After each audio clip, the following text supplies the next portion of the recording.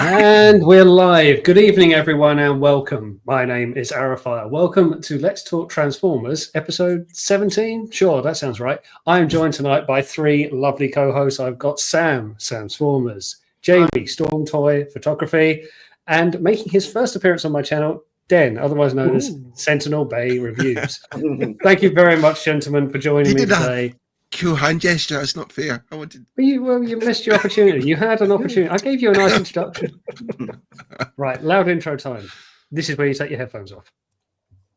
Oh no, I can't do it. I remember this last time. Yeah, they premiumed it out. Intro. Yeah. Right. Yeah. Bollocks. We are limited to sharing a screen which has a video on it. It's like. If I'd have known that, I would have got you all to like sing like a cappella kind of intro for me. I'm not allowed either. A record contract won't let me. You know I'm a death metal vocalist, right? So don't force me. If anything, that sounded like I should force you. But, okay, well that is. Oh, I remember that last time, and that's just a real like downer. Okay, fine.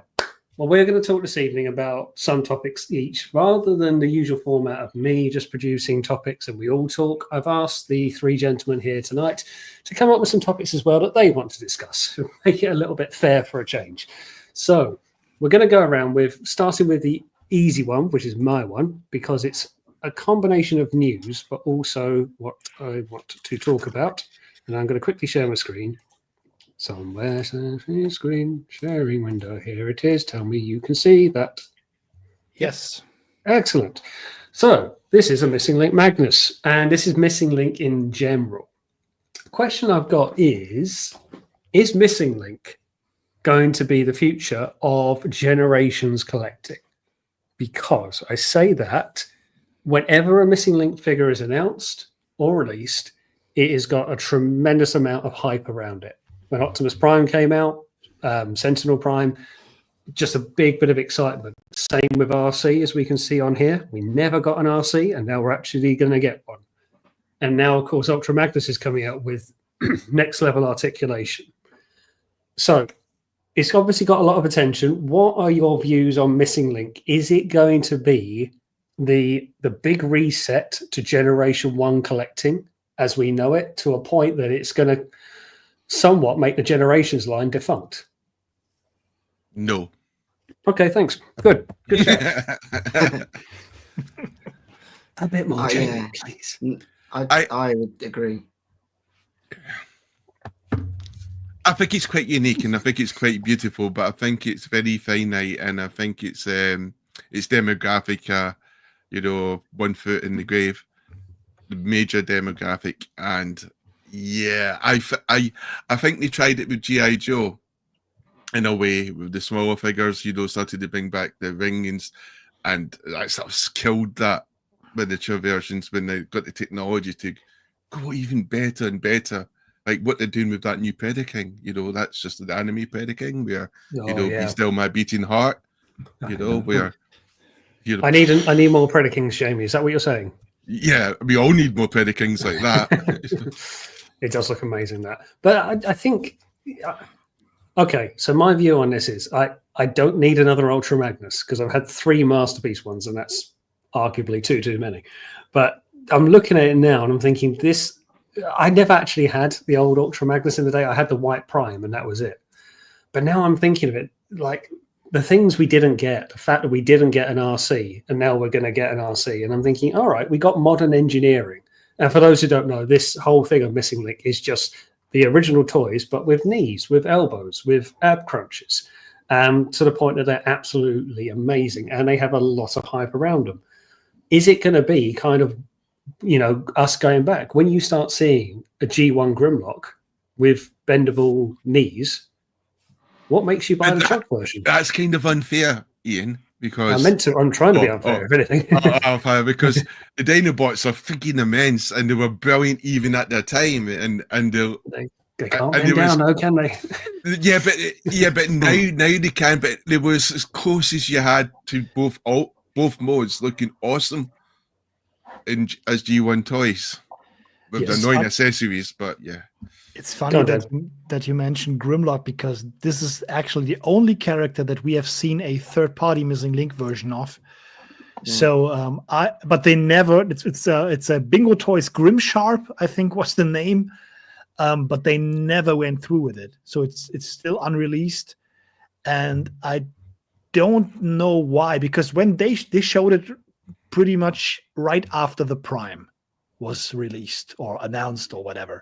So like when Missing Link was at the forefront of everybody's attention, they showed off this Grimlock, and for some reason they never released it, which leads me to the conclusion that either the pre-orders were like minimal for this, or Missing Link doesn't sell as good as it should. So that third party actually would chime in. Or optional third option, the old dead Hasbro sent in a special ops team and took them out. Possibly, but Bingo Toys have released stuff since then. Like they just released, they will release a Computron. They just released 2 figures for the Warning Salvo. They took out the guy who designed the Missing Link one, then they disappeared back into the shadows. I just think they did send a private company after some people who got some cards early, didn't they? Legitimately. So it's not beyond well, maybe it is actually. My imagination's just run riot.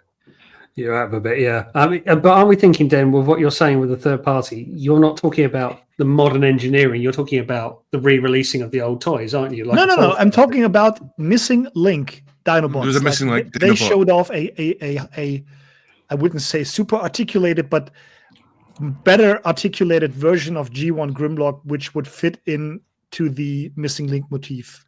There was a bit of an outcry because people were saying they weren't even allowing Takara to get a foothold, and they were ripping them off, and they were saying at least they let Takara have a couple of good years.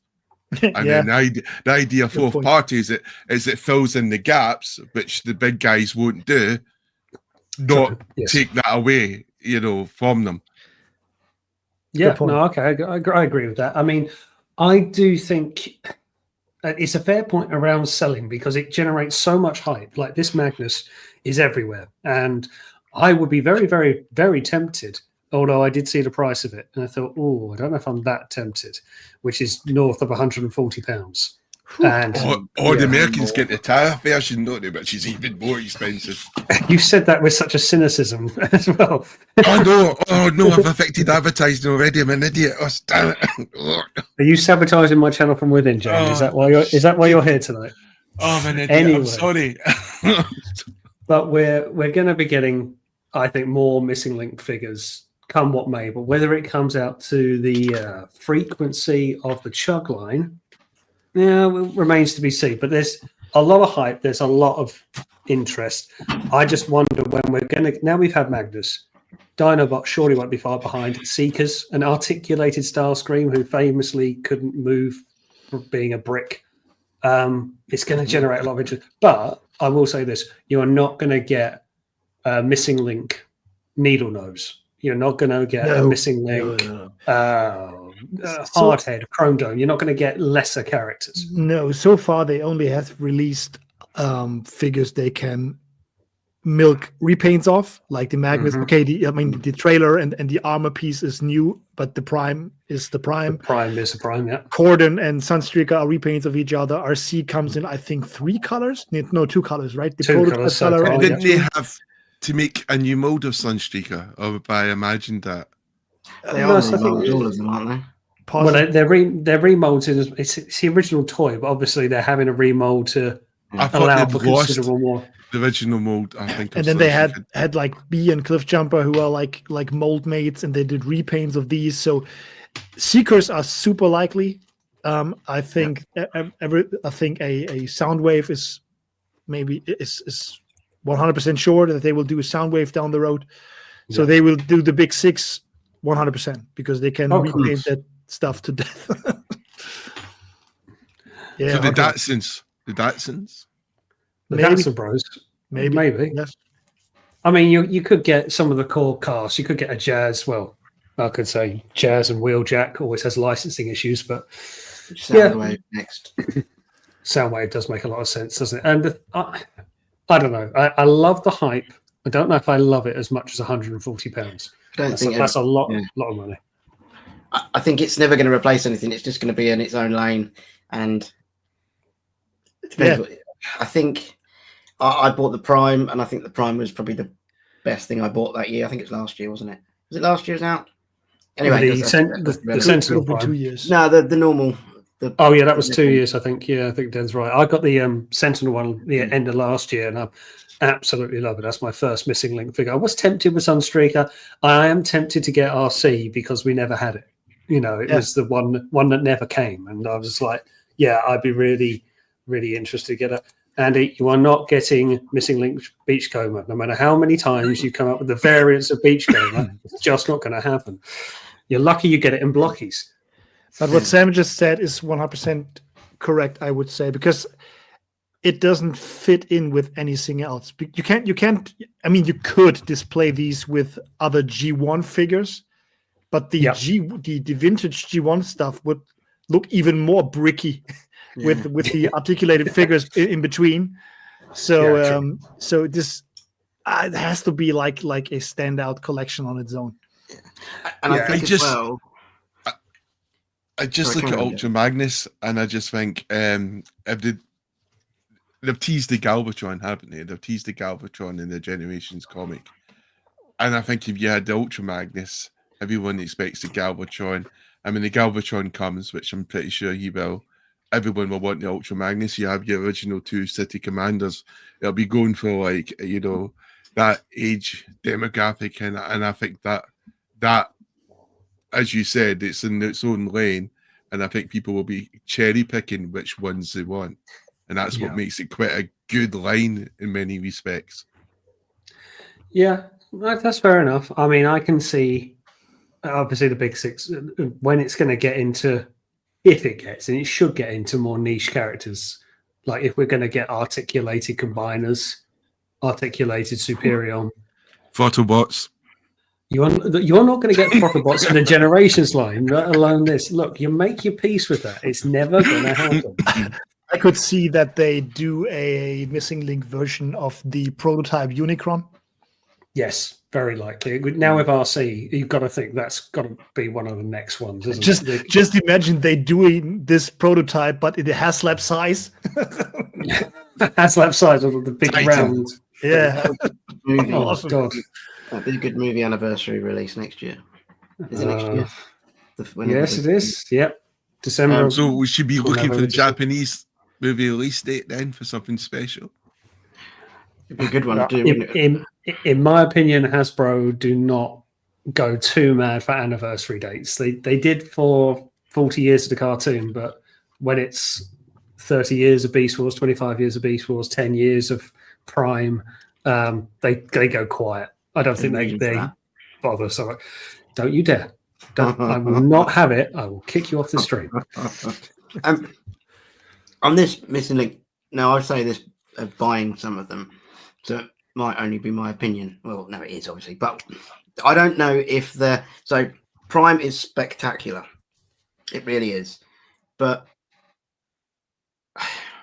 the original Prime has more of a meaning than the Missing Link one. And I think for me, when I look at some of this stuff, I look at this as articulated Magnus and think that's brilliant. How cool is that going to be?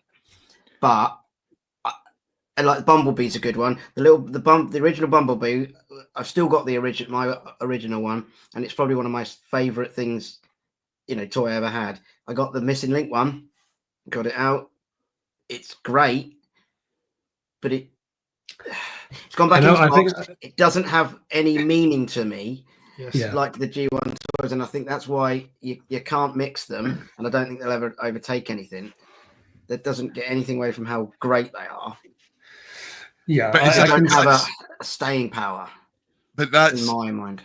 That could be because you're quite focused on the toys, where I think I'm a different niche in the sense it was the characters from the comics that got me. Okay, yeah, fair enough. So it's a representation of the characters Yeah. which I always love and fall in love with, which means anything progress going forward is always awesome for me, where the toys are less to that extent, apart from G1 Werewolf, where I would happily sacrifice your soul to some demigod, Sam, for that original. Well, I've got the G1 Poor Sam, Werewolf. he did no sacrificing Even- what happened on this channel. Even Thank you very much. Papistine. Not just Hold on. not tonight. You were worried about affecting like the YouTube algorithm by mentioning Taris, but you're okay with sacrificing souls That's for the way Weirdwolf. YouTube works. It's weird. It's just a strange. Do I need to vet you before you come on my channel again in the future? How much have you been drinking, sir, and why is it 3 beers? But no, I do take Sam's point of like you can't replace like that bricky charm of like it's got an articulation of 2 arms and that's it, but it's still brilliant because of that callback, the nostalgia. But okay, fair enough. It won't replace the Generations line. I will take my very nice crafted idea and put it away. will carry on. I think it's a very good line that will succeed. And yeah, I think it will. I think it is a good gap in it, but it's probably you're right. Like you say with the robes and stuff, it's like it's nice, but if you put it with anything else, it's going to really stand out. So you have to kind of put it in its own little corner of the collection, don't you? It's the characters that the toys that we didn't get, which is where I think it could really, really shine.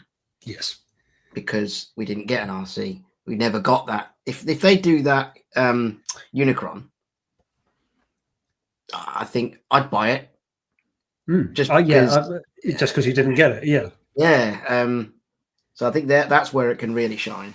And I think the term missing link is even more fitting for characters we never got in G1 than just connecting the blocky G1 toys with the more articulated Generations toys from nowadays, which I think is the idea of missing link as a term. Yeah, exactly. You can't be missing link if it's Ultra Magnus, because like no, we actually got him. He's okay. He's there. He's fine. But yeah, missing link. They should do a Zelda crossover figure with no link in it.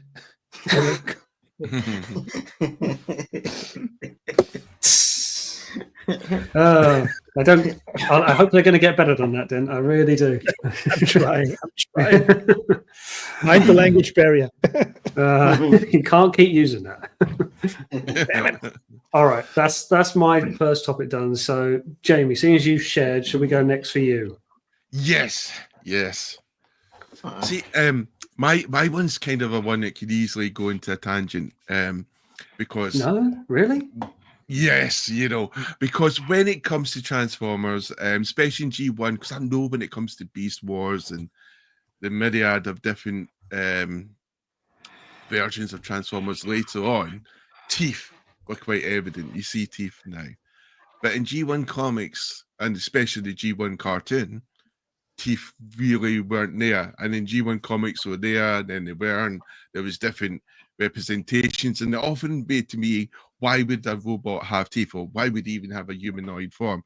But I do think when it comes to G1 comics, and I think the G1 cartoon, as shown later by the later animations, which came after, I think teeth were very important for Transformers. It's very important in carrying over emotion, being able to look at a picture and see what's going on. Because obviously we are designed as humans, to really study someone's face and capture that. And so teeth will help there. Now, that means you can go into a fantasy tangent of thinking, why would they have teeth? Because when you think about the Primus gods and, Primus being their god, it doesn't make sense why they would have humanoid forms and stuff like that. So I always like the Quintesson or the G1 cartoon version of where they really sort of came from. And I often like to think in some weird way that maybe the comics, the Primus god and all this is a big hoax, but actually they went further back, they'd find out that the god was created for them by something like the Quintessons or something else, because it's easier to control a population if it believes in a deity. It's easier to manipulate them and stuff like that. But anyway, I was going off on a tangent there. Back to the teeth. So there we are looking at Megatron and his gnashers. And you got to think to yourself, why would they have gnashers? Not thinking about the origins. And I think just simply, these Transformers would look bad without them, you know, like the worst sex doll ever. Yeah, it just looks ridiculous. So you definitely want no sort of teeth there. And the teeth just add, you know, as I said, they make it easier to understand what's going along in this picture. It's helping that picture tell a story. Without the teeth, suddenly, you know, there it's like a white matter. It's like a gaping hole. You know, it is there to convey the anguish, isn't it? But it was very much a Generation 2 thing, wasn't it? Because I remember, like, it was Megatron in particular, and you saw like the dripping saliva with the mouth open. It's just like, why does he have saliva? He's a robot. Why was he having teeth? But it's to convey a cynicism, isn't it? Yeah, but it just sort of like adds to that sort of like, if you keep continue sharing the pit, it just adds to that sort of like, you know, I don't know, artwork, doesn't it? You know, that helps with the shadows. Because even though you're not joining the individual teeth there, your brain's already formed a picture. To you, these are fully functioning jaws. And I think because the Transformers in the early comics, they didn't transform originally. They manipulated their own bodies to be able to transform. You know, they weaponized themselves. And teeth were a powerful weapon in the animal kingdom. So teeth to them was another weapon. The picture you chose here is pretty much a perfect example why teeth are important for transporting emotion, because this is like a sinister grin on Megatron's face. Now imagine this, or try to transport that kind of emotion without teeth. It's a challenge for the artist, but this just makes it work way more better. Yeah, I think no one person I can think of who can get away with that. What the hell? Jesus Christ.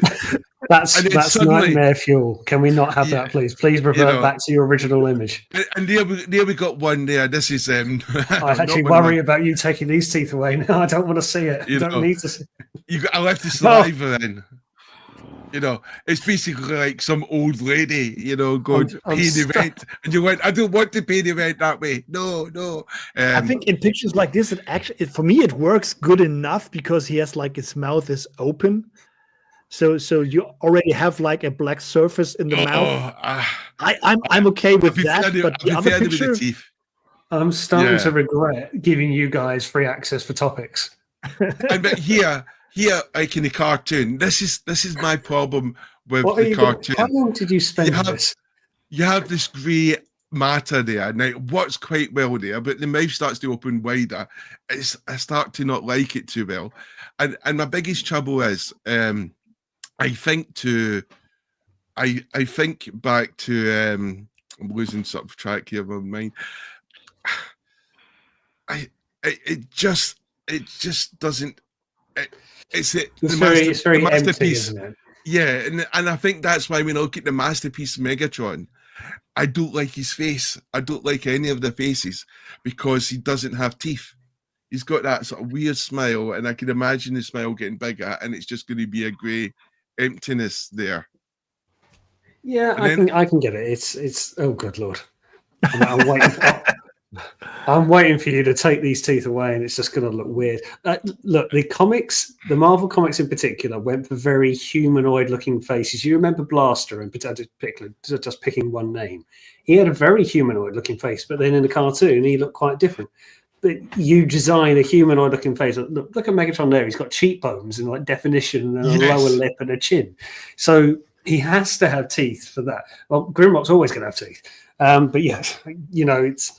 But in the cartoon, they were drawn to much more mechanoid shapes, more or less.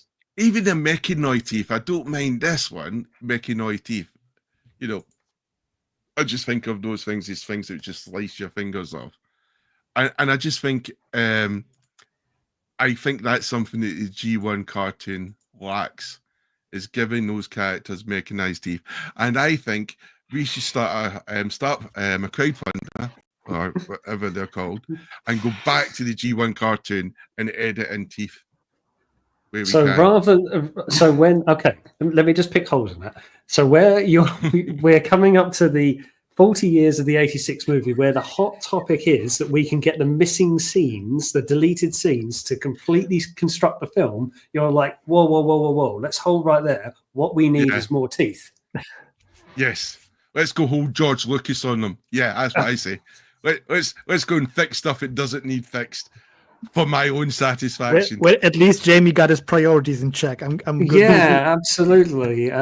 Maybe they're upside down in the sending order, but yeah, sure. We'll add it to the list, Jamie. I can't say it's going to be on the next Hasbro live stream, but you know. And I think Masterpiece Megatron with teeth, suddenly it's an entire new ball game, my friends.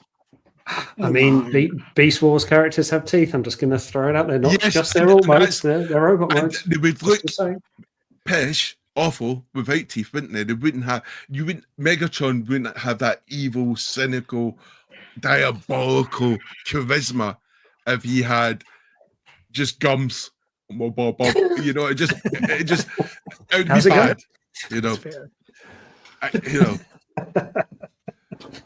So let's go back and fix G1 cartoon. Okay. Sam, do you have anything to offer to this delightful conversation? I don't know. I'm trying to.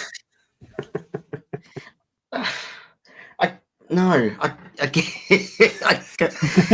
Okay, good. Thanks. Thanks for the input. Comic. I get it because yes, how they're drawn, it conveys emotion. That's what it's what we look for, isn't it? We're used to seeing it, so it helps that.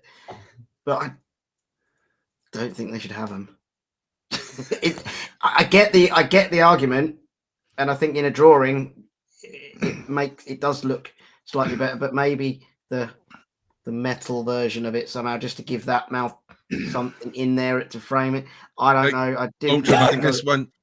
Yeah, I can't. Yeah, that maybe. I don't think they. Yeah, I don't know. I'm struggling with that one. That's not a topic I thought I'd be talking about, but I get it. It's an interesting one. It's a hot topic, Sam. All the kids are talking about. I mean, I know they should just get out more. I think. I don't agree that Masterpiece Megatron is better with teeth, or any toy should have them. We'll park that one in room 101 for now, Jamie. We'll come back to that with maybe in the future where we get artists on the channel as well, and we'll say, how do you have to draw teeth? Den, we'll go over to you next. Your first topic for discussion, if it's preferably not teeth for continuation. No teeth involved, at least not directly. I would love to talk about the decline of Hasbro's Deluxe class lately, because I think the figures we got presented in that particular price class are atrocious and needlessly so. And I think it's obvious that Hasbro has problems, like financial problems, when it comes to their toys. And what we got, I mean, the last, 10 Deluxe class figures I looked at, it's more hollowness than usual. We don't even get like properly sculpted hands anymore, let alone hands that you can like rotate or whatever. Super limited when it comes to articulation. Proportions suck. Ball joints all over the place. When you think back to Siege, which is not that far back, where everything was like pinned joints and paint, and everything was like closed up with flaps, and I don't know. I'm really disappointed by what the Deluxe class has offered lately. And I think the other classes are fine. Like the leaders are good. The Voyager figures are good enough. And I think it's super obvious with the Deluxe class. And I am at a point where I would rather pay like $5 more for a decent enough Deluxe class figure than spending like, I don't know, $25-$30 for that stuff, because it's not worth the price of admission anymore. No, I do agree that Deluxe is very sacrificed. And I found this in Kingdom, the last of the War for Cybertron trilogy, where I picked up Scorponok, Beast Wars Scorponok. Really? That early? It was that big. And I was just like, this was around the time that Hasbro were putting up their prices, and I was just like, what am I getting here? Now, yes, Scorponok was by no means a huge character in terms of stature anyway, but some of the other deluxes I've just been very underwhelmed with. The last deluxe that I really liked and enjoyed, he's up there, I won't get him, was Kingdom Pipes. And I think he's great. He's tiny, he's small fun, but I expect him to be small fun. But then looking at some of the bigger waves, Voyager used to be very bankable. You used to say Voyager used to be, you could kind of forget deluxe and go to a Voyager and you were kind of okay with it because it did what it needed to do and you felt you're getting your money's worth and whatever. Even now, some Voyagers, in my opinion, are getting a bit sketchy. What really compounds this for me is when you get an absolute belter like this that's completely stunning. And I say this every time, why is everything not like this? Because this is brilliant. It feels like they have like a yearly budget, and they choose like 5 figures where they put all the budget in, and whatever is left over it goes to all the rest of the figures, which usually end up underwhelming. Yeah, I mean, scale and size is an issue, but I am fine with having like a smaller figure if it fits the character, as long as the figure is good. And I think the Scorponok was okay. It wasn't great or anything. It was like Tarantulas was great. Tarantulas was a great deluxe figure, and Scorponok definitely fell short of that. But as long as Black Arachnia was brilliant. Yes, absolutely, perfectly fine. And I think that the only deluxe figure from Age of the Primes that I think was halfway decent was the Alchemist Prime, and even that one had like a bit of hollowness here and there, but he was fine. It's like that should be the base level they should be operating on. But having the Constructicons are atrocious. Yeah. Holy hell. I reviewed Scavenger and Bone Crusher, and when I unboxed Scavenger and looked at Scavenger, I thought, okay, this has to be the lowest they would ever get. And then I looked at Bone Crusher, and he's even worse.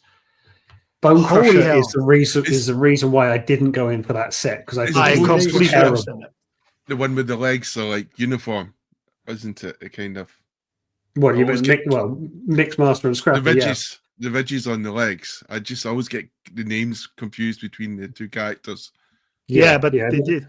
Scavenger's the one with the purple legs, like the like the digger. The Bone Crusher is great. If you can share this picture quickly, because this is my pet hate with Galvatron, Studio Series 86 Galvatron was, I think, like they're obviously going to bring out an updated version of this. And my hate was the gap in the wrists. That's something they could easily have fixed. Yeah. And the hands needed to open and close. After all, you just gave the example there of Age of Prime's character, Megatronus, which came out, the hands opened and closed. Yes, it's something that's easy to add on. These hands on mushroom pegs. So it's not as if it's even taxing or even like a pin. Now I know third-party companies, give us these articulated hands, but they could have done that. And I just think, but that was disappointing, especially after we got the Commander Class Rodimus Prime, and then we got the Studio Series 86 Optimus Prime, which is superb, I think. And we didn't get that. It would have been a nice, simple thing to do. And I think the Studio Series 86 Hot Rod for me is the perfect example, because that thing, just from the size of it, is a deluxe figure. It never was a Voyager figure, and Hot Rod shouldn't be a Voyager character to begin with, just from the size of it. But they decided to put this into Voyager class, used the higher budget they have for a Voyager figure, and made a knockout deluxe class figure for a higher price. And I would rather pay a higher price for a better figure than keeping the lower price for trash. Yes, I agree with that. Well, to that point, Aerobots, Age of the Primes, with the exception of Silverbolt, who I largely like, these are quite underwhelming. They're quite boring for me. I I like agree, them in but jet mode, but they're there's- far too small. there's one thing that I give the aerial bots: they're fun. And if you see them Yes. as toys for kids, if somebody just we had a bigger toy convention 3 weeks back, and some father asked me for, like, I have an 8-year-old, which figure would be a good figure for my 8-year-old to enjoy? And I said, buy the aerial bots, because you can flip these easily back and forth. Back and forth. They are Yeah. articulated enough. They look the part. Jets are always cool, and in the end, you can combine it with other figures to have like this huge robot. And so the area bots have the fun factor. The Constructicons aren't even fun anymore. Yeah. I got to But say, you like, like building sites. yeah. Do you like construction vehicles? I mean, I look at what I've said. I haven't gone in for the Constructicons because I've looked at them and I hear what people like yourself are saying, Den. And it's just like Combiner Wars Devastator was better. And maybe the individual robots maybe didn't have as much in terms of articulation. But I look at the two combined modes when it's all done, I'm just like, the 10-year-old one is better. We had this great moment at TF Nation. We were sitting at the bar, and some guy just put his freshly acquired Combiner Wars Devastator on the table, and he looked kind of disappointed, and I didn't really know why. And then just shortly after that, they revealed the 86 Devastator in the glass cabinets, registration room. Yeah, the registration room. Yeah, thank you. And so we just had the impression of Combiner Wars Devastator freshly in our minds. Looked at the 86 one, and I was not impressed. They were just like, "What is this?" Like, I'm convinced that thing will be stable, and even more stable in the Combiner Wars one. Although that one was good on its own right, but it's just like it looks so boring. Like it's all green. It's all green. Like, I know it's all Hyper 2 nowadays, but it's all green and a bit of purple, but no details.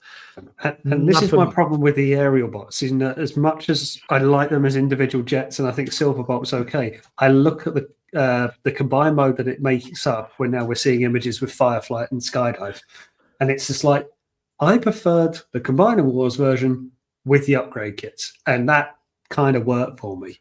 I don't need to upgrade. It doesn't feel like an upgrade. Saying that, I did like Vortex. Yes, Vortex was all right. But I like him. But the shit on his arm should have been like, they should have did something with that.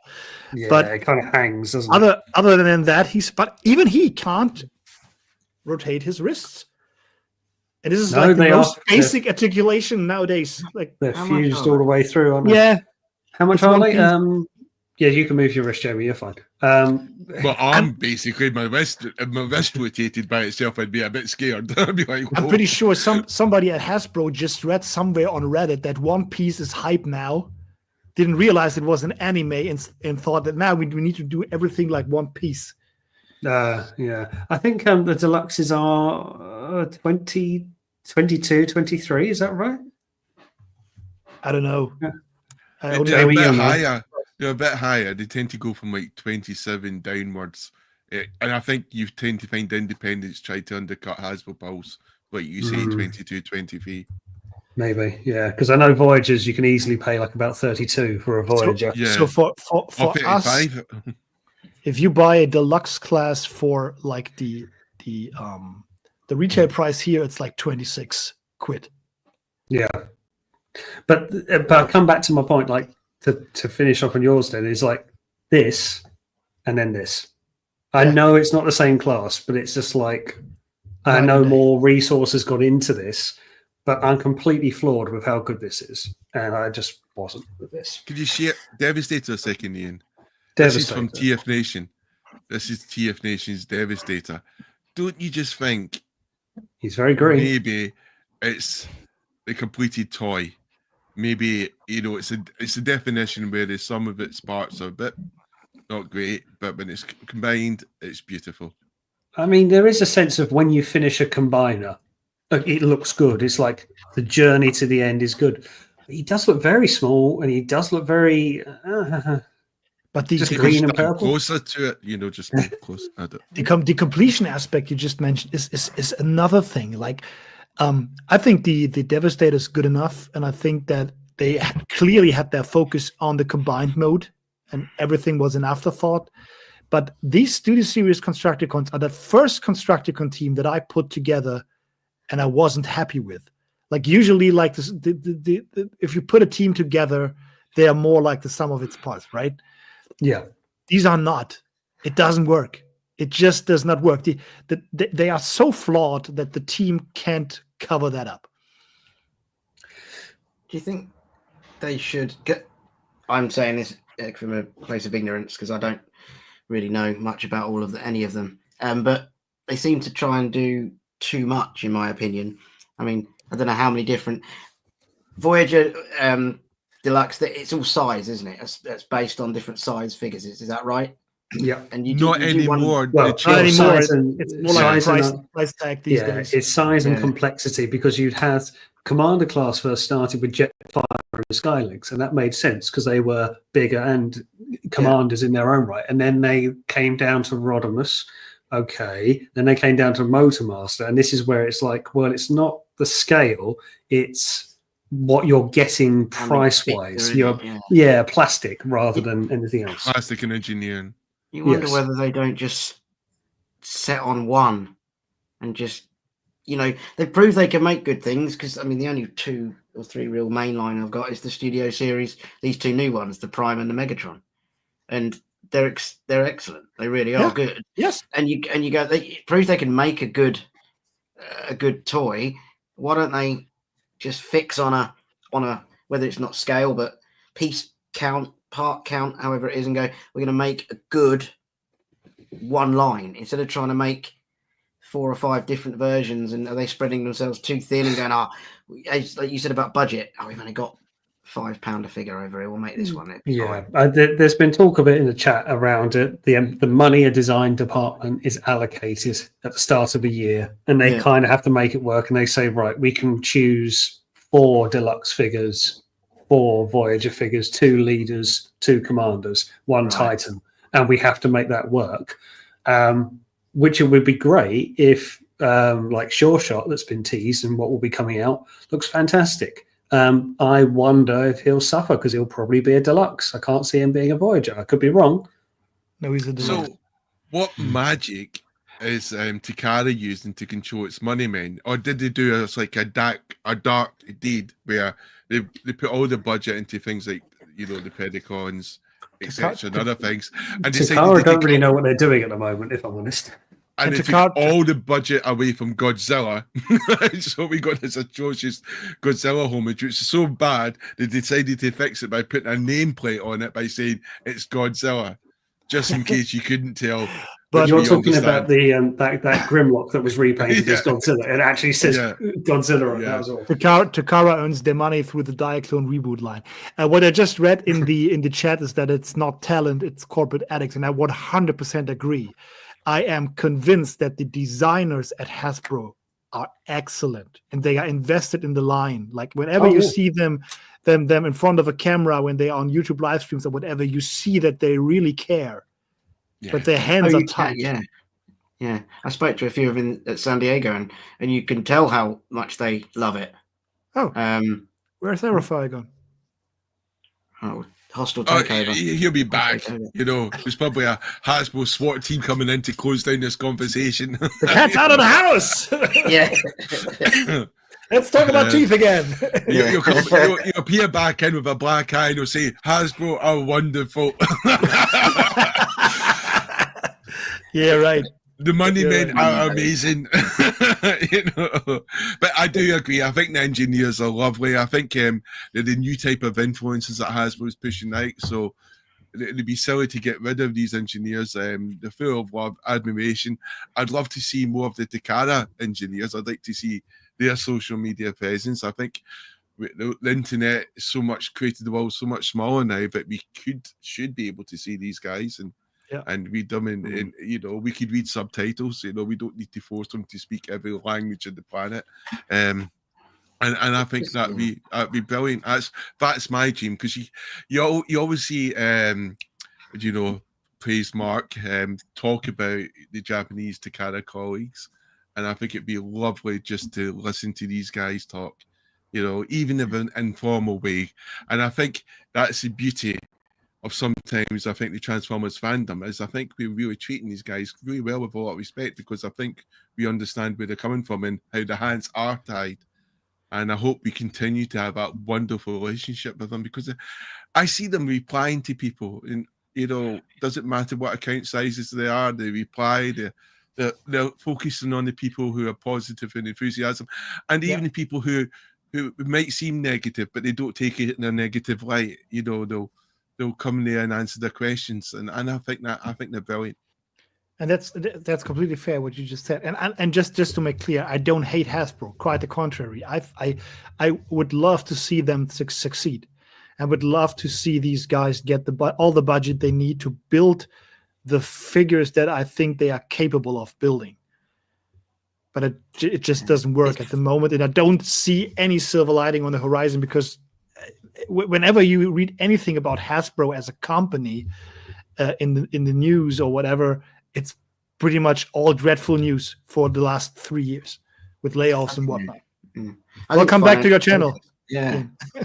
So you come back. Are you still not?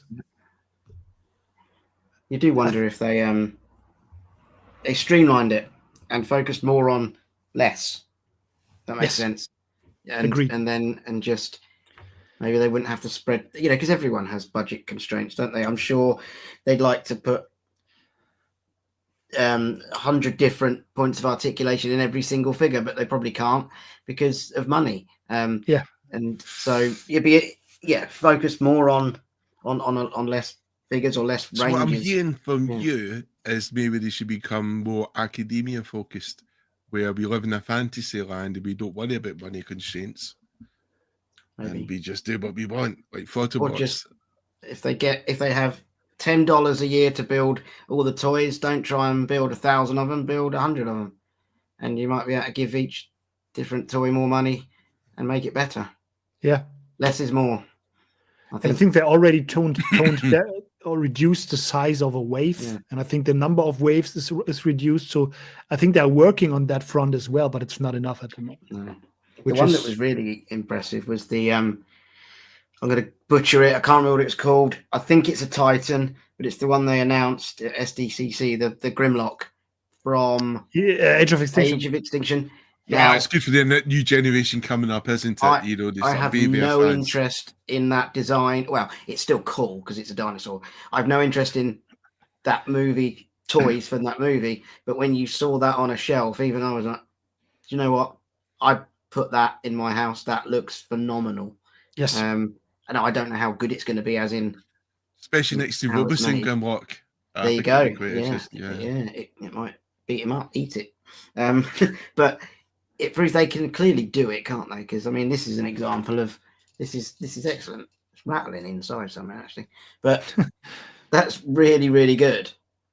So they can do it. I'm still waiting for it, but it looks tremendous. It is. It does. It looks really good. I think we all agree is that the engineers are brilliant. They're very talented, super intelligent, super nice. Wish I could do that. Funny. Wish I could design a toy like that. And I think it's a good thing to see that, you know, that I like the fact that they've got the social media influencer protection, you know, because I think Hasbro would be silly to get rid of some of those guys with the media presence they've built up, you know, and hopefully they start to realize that, and I can see more engineers, more Hasbro employees, becoming this new type of social media influencers. That way they have a finer control, and it will suit the companies, and I think if it gives them job security and gives them even more money, I'm all for that, and I think that's a great thing. And it's that dialogue between fans, because I don't know, I can just read it and I just really enjoy it. I don't. Maybe I might say a comment once every 2 or 3 months, but I just like reading the comments. I think it's brilliant. I think having the designers, and forgive me if I get this wrong, but is that a newer thing where they've had some of these designers do the panels and do the presenting of the new toys? Is that a newer thing? Yes, especially when they're still working. Yeah, Maybe 'cause- when they moved on, yeah. you'd have them at conventions, but now that they're still working, I think, yes, brilliant. It's because it makes it relatable, doesn't it? Because you're having a new announcement presented to you by someone, obviously that's worked on it, but clearly has a passion for it, and that's a very powerful way of getting that new announcement across, isn't it? In a way that isn't just a picture on an Instagram post. I think it's a really clever way of doing it. And they were they were on the stand all the time. You know, they were the reps.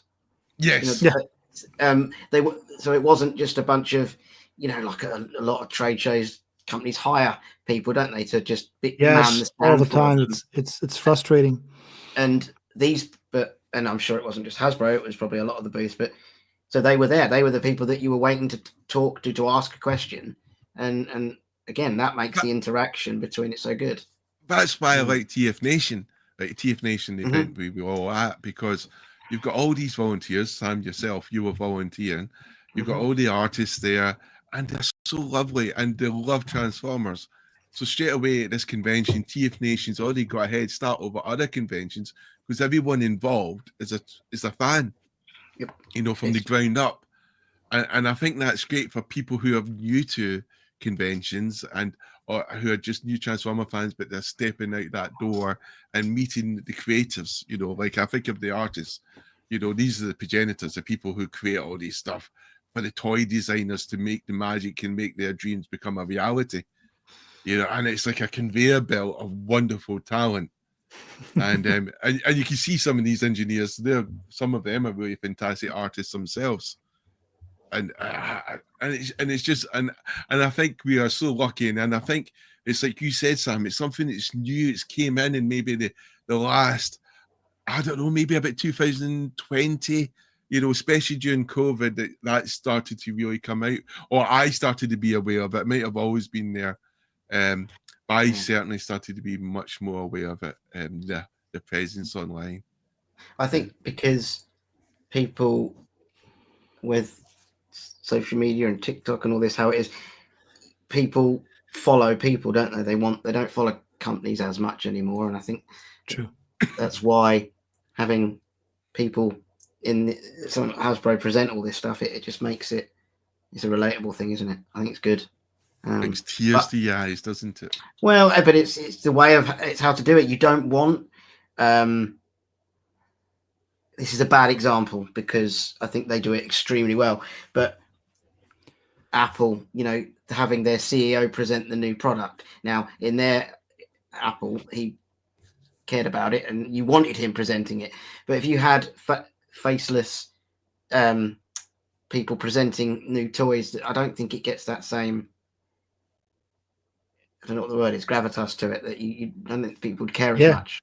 Yeah, and I think this is something that Hasbro actually has an advantage over third party, because third party can't be that much in public unless they are ramen toy because he doesn't give a fuck anymore at this point.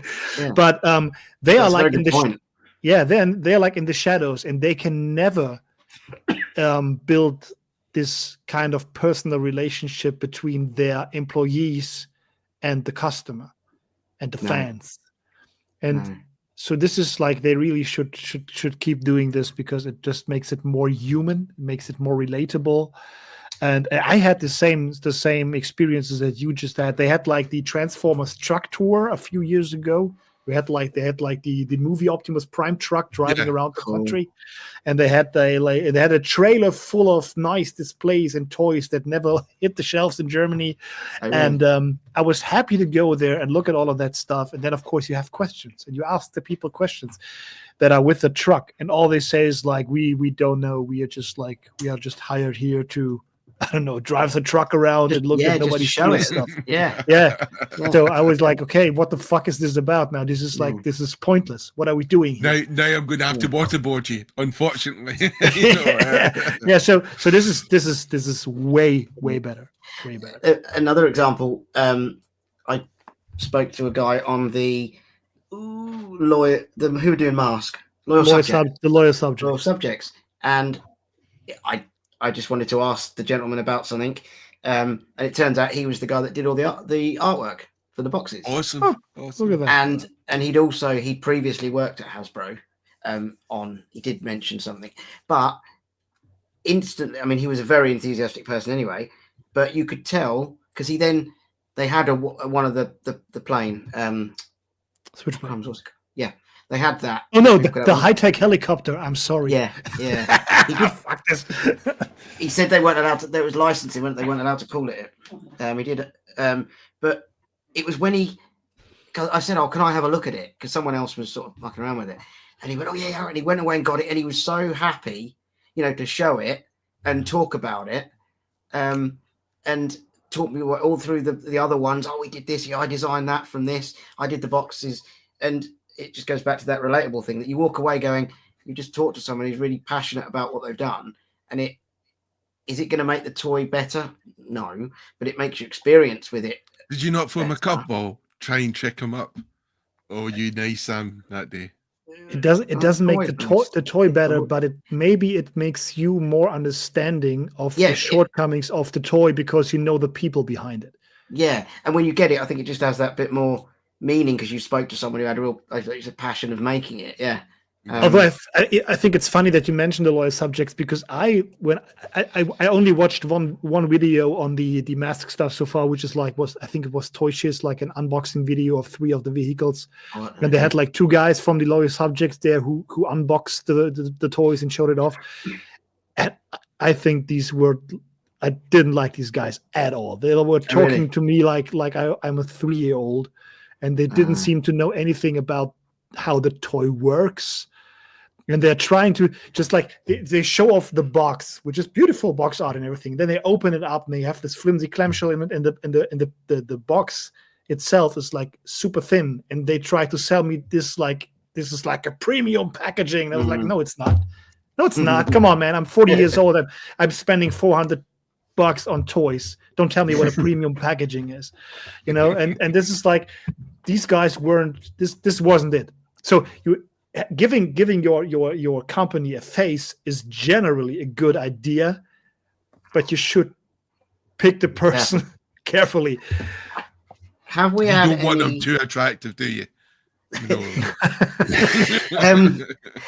Dennis, back to your point about the third-party companies not having can't do that because they, we know why they can't. Have any of them? Yeah, have any of them? Mastermind Creations. Sorry? Well, Mastermind Creations have a bit of a presence, don't they? Because you have one of the British guys who goes to TF Nation. He does a lot of the designing. That's true. He's a freelancer, not directly involved in like owning the company. His own protection. but when they announce things, when toys have been announced, I don't remember we've ever had a person announce something. It's always I've seen hands, so yeah, we have hands and Fansworth videos is like the best we can get at this point. Yeah, but you don't get names, do you? No. So we don't know anyone that works for them. Sometimes we get a model who looks dead inside. You do see these Asian women who are like, look at this new Optimus Prime, and like, how under protest are you doing this? But I think this is what set Ramen Toy apart in the early days when they started, because they were relatable from the get-go. They had like a face. Somebody who who just was present, showing off the toys, showing they didn't show anything like Fansubby wouldn't show as well. Fansubby shows us stuff from the production and prototypes and whatnot, keeping us up to snuff all the time. They also do it, but they never had a face, and they never will, because I'm convinced it's basically the same 3 people behind all third-party companies anyway. So that's a nice theory. I like that's the big conspiracy behind it. Does one of them have a pet cat and he just pats it constantly? Yeah, like a Bond villain. Yeah. Sorry, I had to drop off for a while. The headset I was using, the earbuds, they died, and then my entire audio just didn't work. So you guys were talking. Thank you for keeping the stream going, but I just wasn't hearing the thing. I was like, okay, I'll change headsets. No, it didn't work. No. So you couldn't hear what we were saying about you then? Oh, that's good. Yeah. I did get people messaging me. So what have I missed?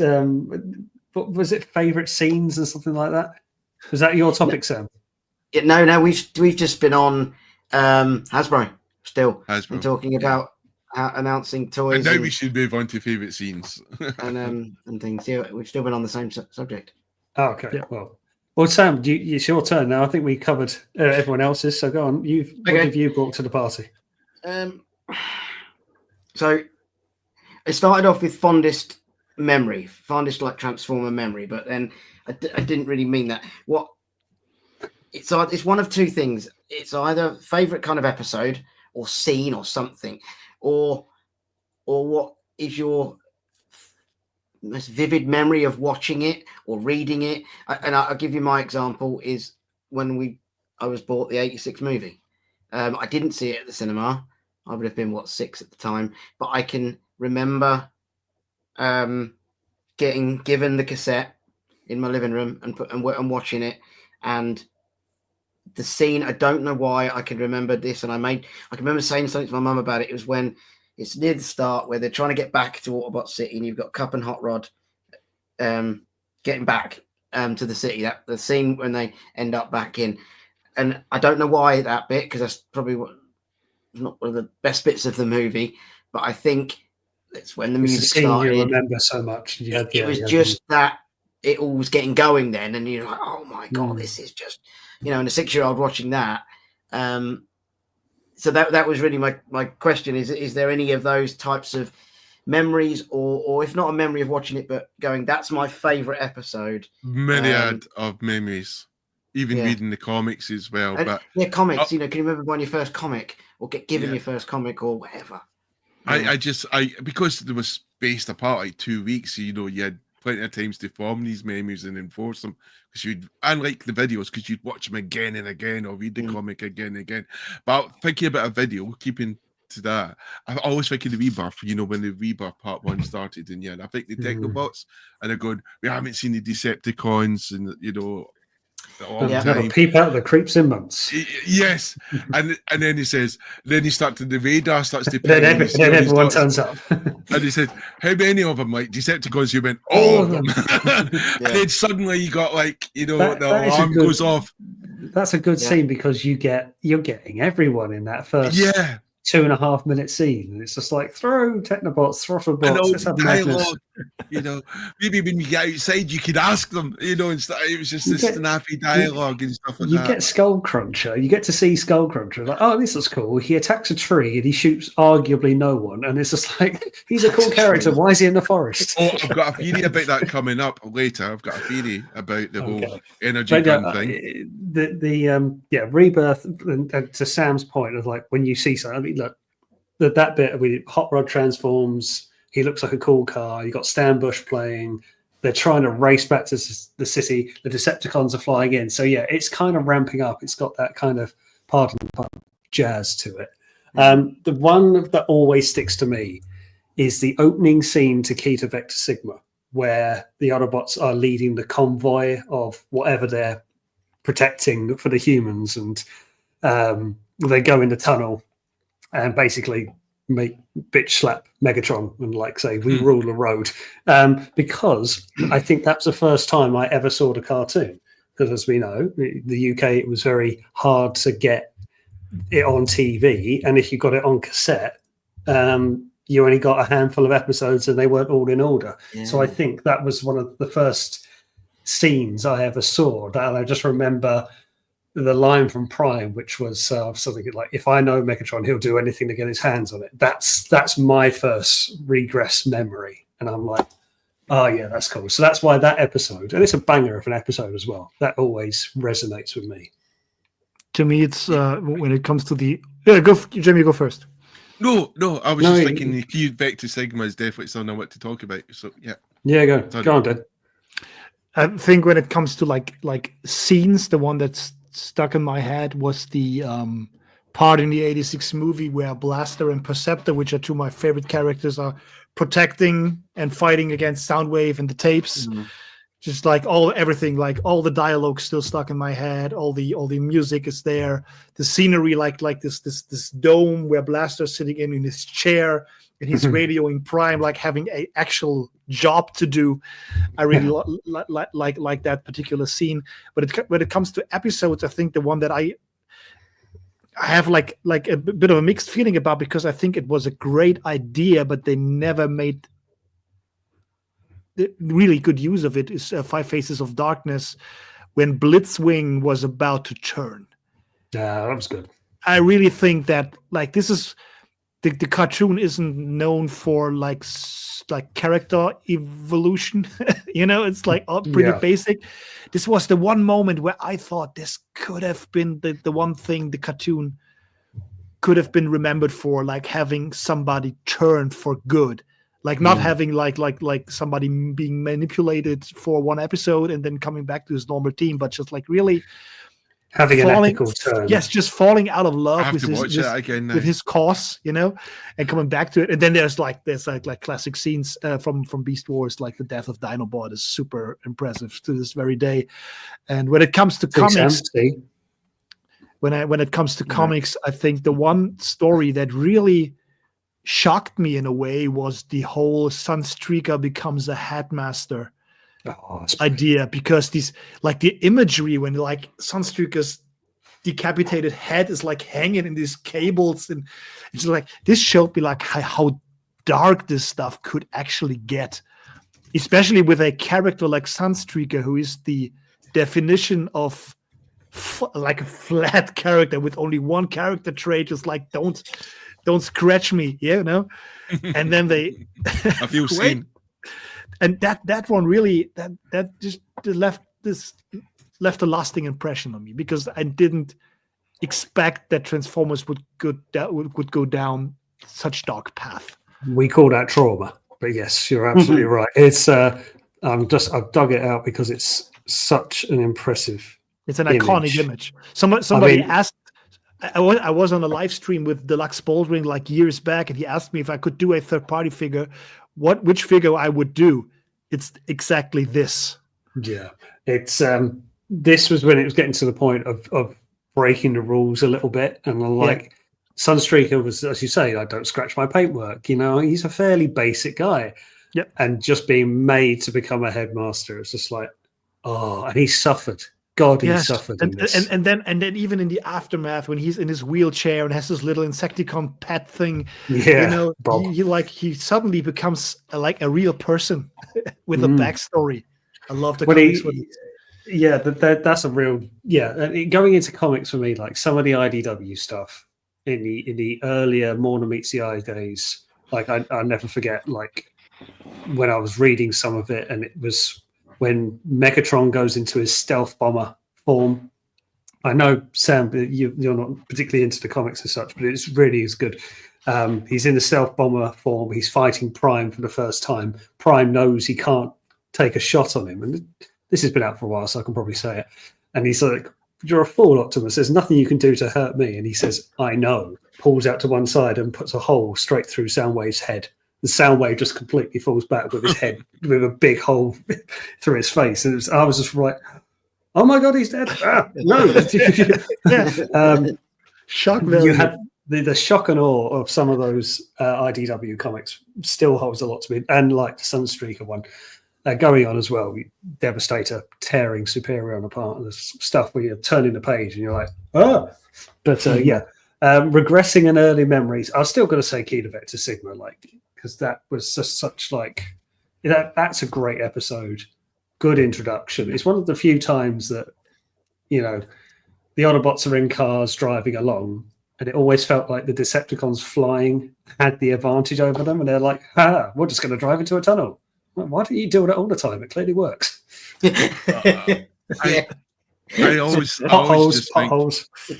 I think looking back, I always think of Morven Meets the Eyes, part 1, part 2, part 3, and they often start to blend what happens. But I always think of that sort of battle on the bridge when you had Optimus Prime and Megatron, and you had and I think it's become iconic not only because of that episode, but because a lot of fans and third party pushed accessories from that episode, so it became part of people's imaginations. I just look back at that and I just think, yes, Yeah, it was a good one. I mean, that damn image the dialogue is so good. Yeah, and it's kind of like Tikiti Vector Sigma or the other one where they go back in time. Wardorn. Yes, because in that sort of episode, you kind of got this idea that that Megatron was the older model and Optimus Prime was the newer sort of high tech sort of model. Yeah. and, Yesterday's model. If you could just I like share that picture. because Prime gives him a lot of sass as well, doesn't he? Yes, you're junk, Megatron. You're junk. You're yesterday's news. And then Spike is getting throttled. Although if you look at it, it looks a bit. But anyway, he doesn't Spike is getting doesn't throttled. Yeah, and Optimus Prime turns around because of Spike screaming, and then Megatron's able to clobber him out the way. And I just think, that episode is kind of like that scene. And I think there's so many cartoon episodes, and I think of Armada as well, like Starscream. You know how you talked about G1 didn't really flesh out characters too well, but you had Armada where Starscream is immense. Has a hell of a story running that. Tears. I even cried a bit, and not just because of the price. But no, I it's like. You have to give Beast Wars a try, Sam. You don't know what you're missing. I've tried. I can't. I'm sorry. I've tried it. Well, listen to a certain podcast and then try again.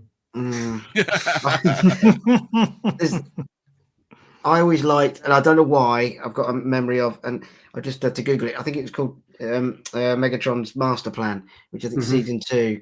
For some reason, though, that 2-episode one is one that I can remember watching, and it's a good episode. It might have been back, Jamie, to your point about, I think as you said it, if we got them on cassette or recorded them, we didn't have all of the we couldn't get everything, could we? We couldn't watch them all the time, and you kind of rewatched the ones that you had, and I wonder whether that was burned out with tape, didn't you?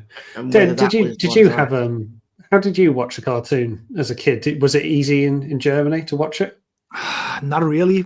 First of all, we were, as always, late with everything, like 2 or 3 years late, and we didn't get the I must annoy Germany. we didn't get a German dub for all the episodes. I think only like 15 or 16 episodes were actually dubbed. Right. So and they were like the way they broadcasted it was super sketchy and early in the morning. So, and I think the movie aired once on a Saturday morning. No, and they in a German dubbed version, which is curious, and that version actually is lost. RTL is the broadcast where it ran, and they stated that this is like a lost dub that will never be recovered, which is a pity. So so I don't have that many vivid memories from watching Transformers as a kid. The stuff that I watched as a kid was more like Mask is super present in my memory, and Masters of the Universe, where I was today at a convention, and a lot of the Hanna-Barbera stuff. This is the stuff that I grew up with. So Transformers to me was more like Masters of the Universe was basically about the radio plays that we had in Germany, because they were like super exclusive Germany only, which is very, very nice. and Transformers, it was the toys, more the toys than the content. Yeah, I think that's, I don't know if it was just a European television right thing, but we certainly were much more likely to get toys than TV episodes. I must admit, it took me getting them on DVD probably to realize I'd now seen every episode and watched it in a sequential order, because now I've got everything here. I couldn't, otherwise, as you were saying, Sam, it was just, what did we get? 6 VHS tapes? Yeah, I've got them down here. There's 6, 7 of them, and they're all in chunks. You say that about getting them on DVD, and again, correct me if I'm wrong, but I've got them on as a DVD set, and I've watched them all, and then they're now on YouTube, aren't they? Yeah, because Hasbro's cycled them on their own channel. Yeah, but that's in a different order.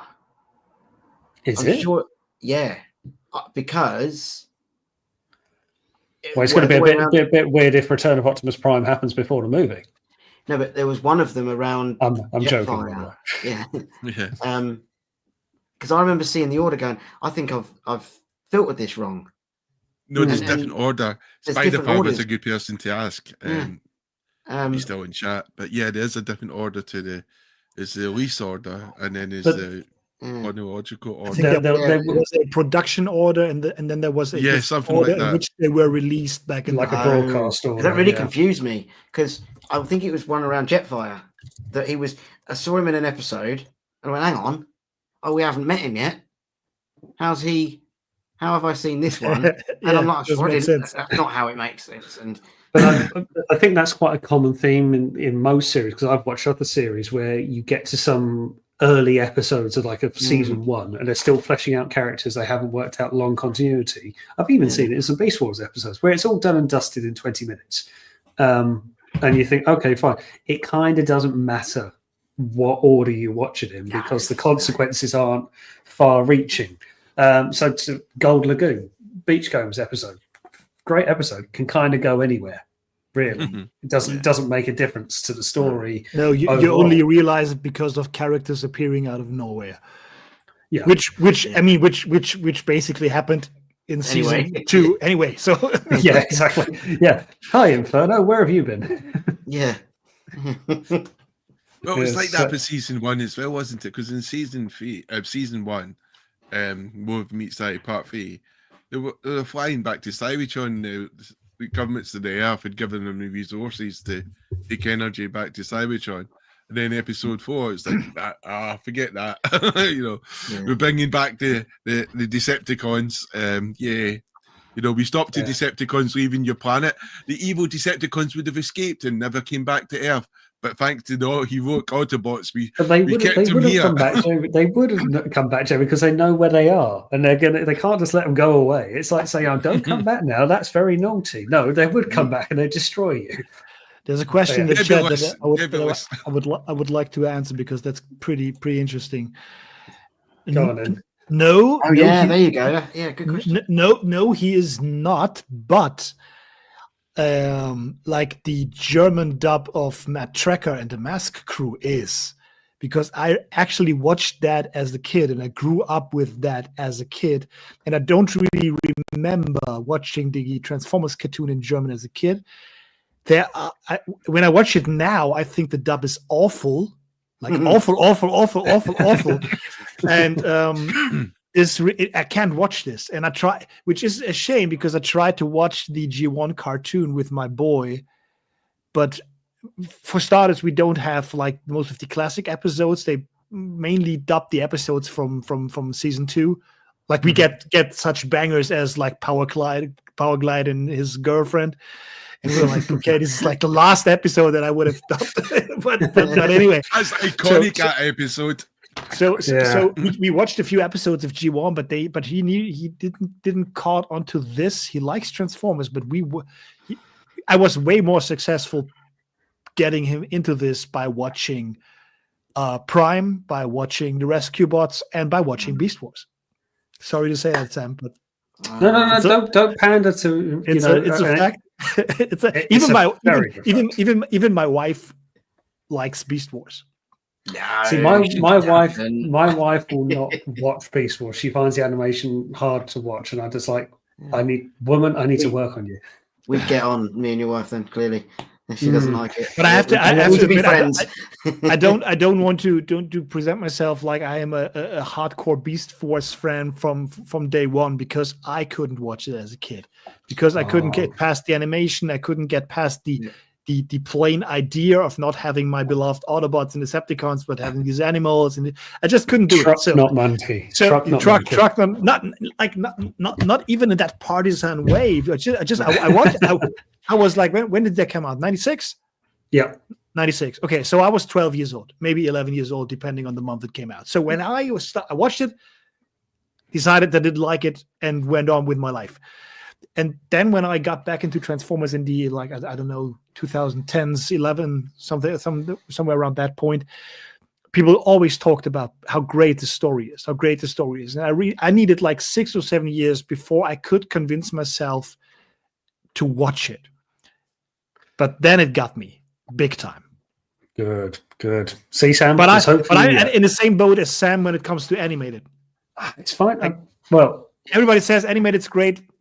I tried it 2 or 3 times. to be fair, I'm the same. I can't get into animated, and I hear it's fantastic. I just can't get into it.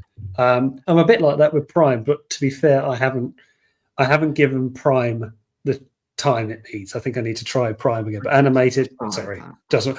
Loads of people like it, and it's great. Just not for me. Yeah. All right. I'm conscious that we've rambled off and gone well off our points. Den, did you have another point? Did you want to bring up for discussion? If I would have a point, it would be a way more general topic about the hobby and being a quote unquote nerd. Something that dawned on me today. But this could take a little bit longer, so I don't know how much time you have planned for this today. I tend to go for a couple of hours, but there's no strict time. I can stay up as late as I want now. Okay, so I'm 40 years old. Yeah, Because I won't be told when to go to bed. Not tonight, mother. Not tonight.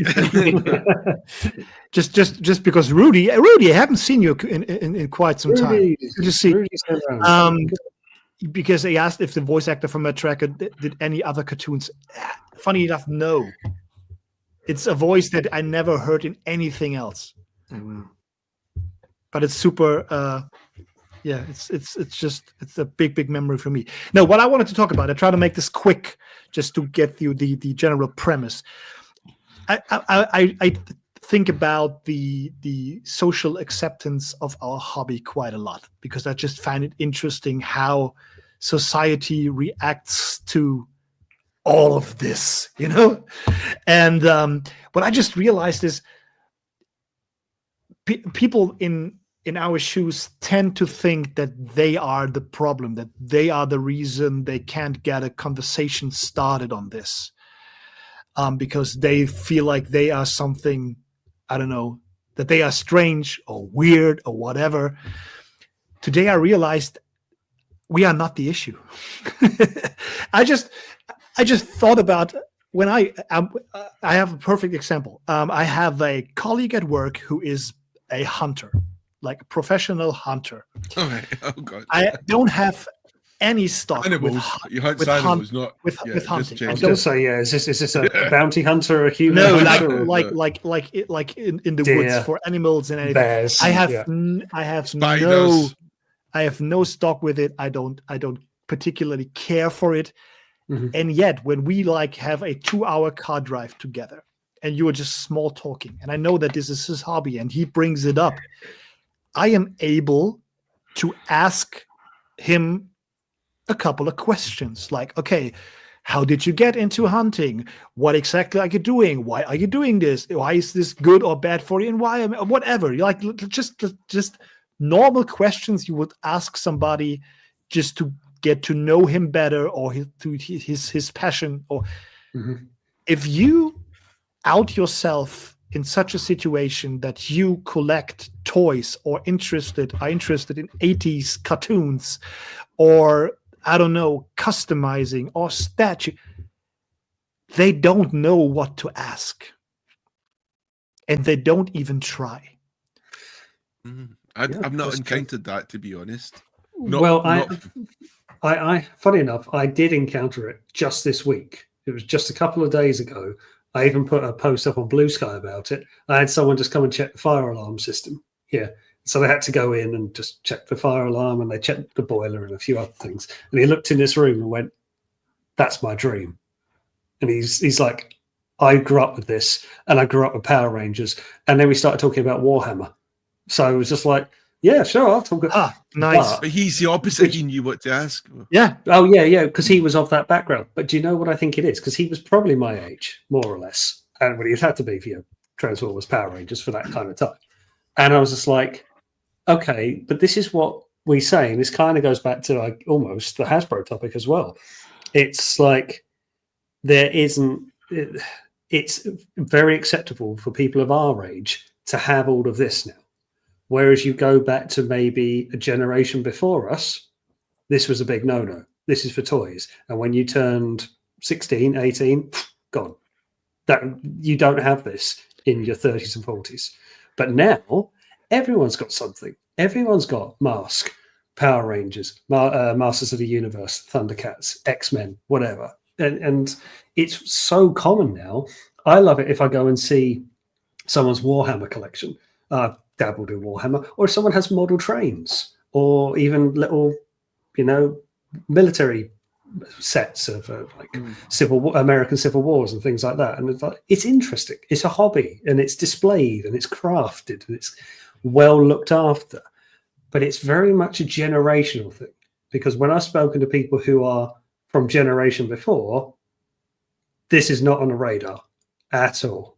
Not even close. And if I said they have different stuff like Ski Electric, maybe one or two things, but as kids, and not to bring into adult life.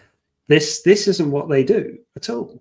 You'll get people, I'm typecasting. I understand I'm typecasting, but here I am going, I've got 8 Predaking standing behind me, and let me tell you everything about Predaking starting from now. No, they're not going to do that. It's completely alien. But they don't even try. Like, yeah. I don't give a shit about hunting. I couldn't care less about hunting.